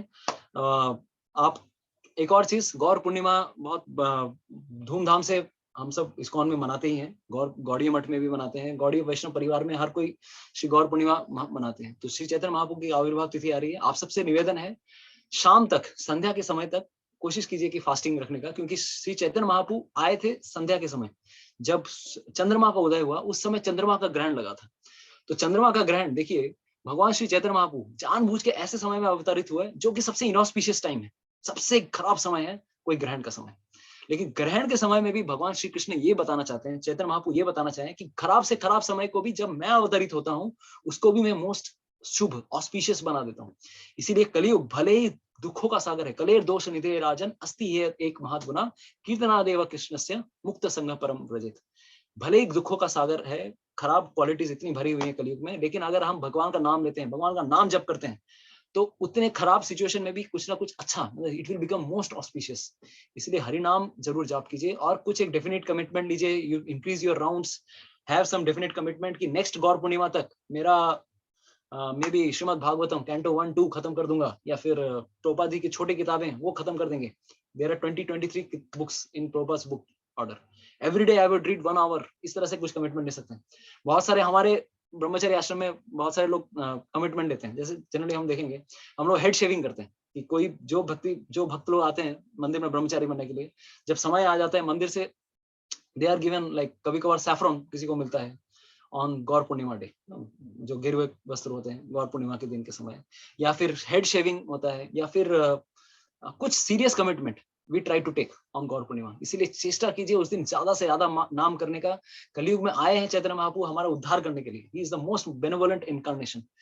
तो हमारे उद्धार के लिए, हमारे लिए आए हैं भगवान, हमें कुछ तो कमिटमेंट करना चाहिए भगवान के लिए। तो जरूर ये कोशिश कीजिए, please chant extra rounds on that day, try to keep fast, maybe Ekadashi type of fast. Ekadashi की तरह अगर आप पूरे भूखा नहीं रह सकते हैं, फल खा के रहिए, जूस पी के रहिए, साबू खा के, या एकादशी टाइप का कुछ खाना बना के शाम तक जरूर फास्टिंग कीजिए, ठीक है। तो ये है this thing, this we will definitely tell you in the group, WhatsApp group, हम जरूर बता देंगे कि try to do all this things, ठीक है। हरे कृष्णा। श्रीमद् भगवद गीता की जय, समवेत भक्त वृंद की जय, निताई गौर प्रेमानंदे, हरि हरि बोल।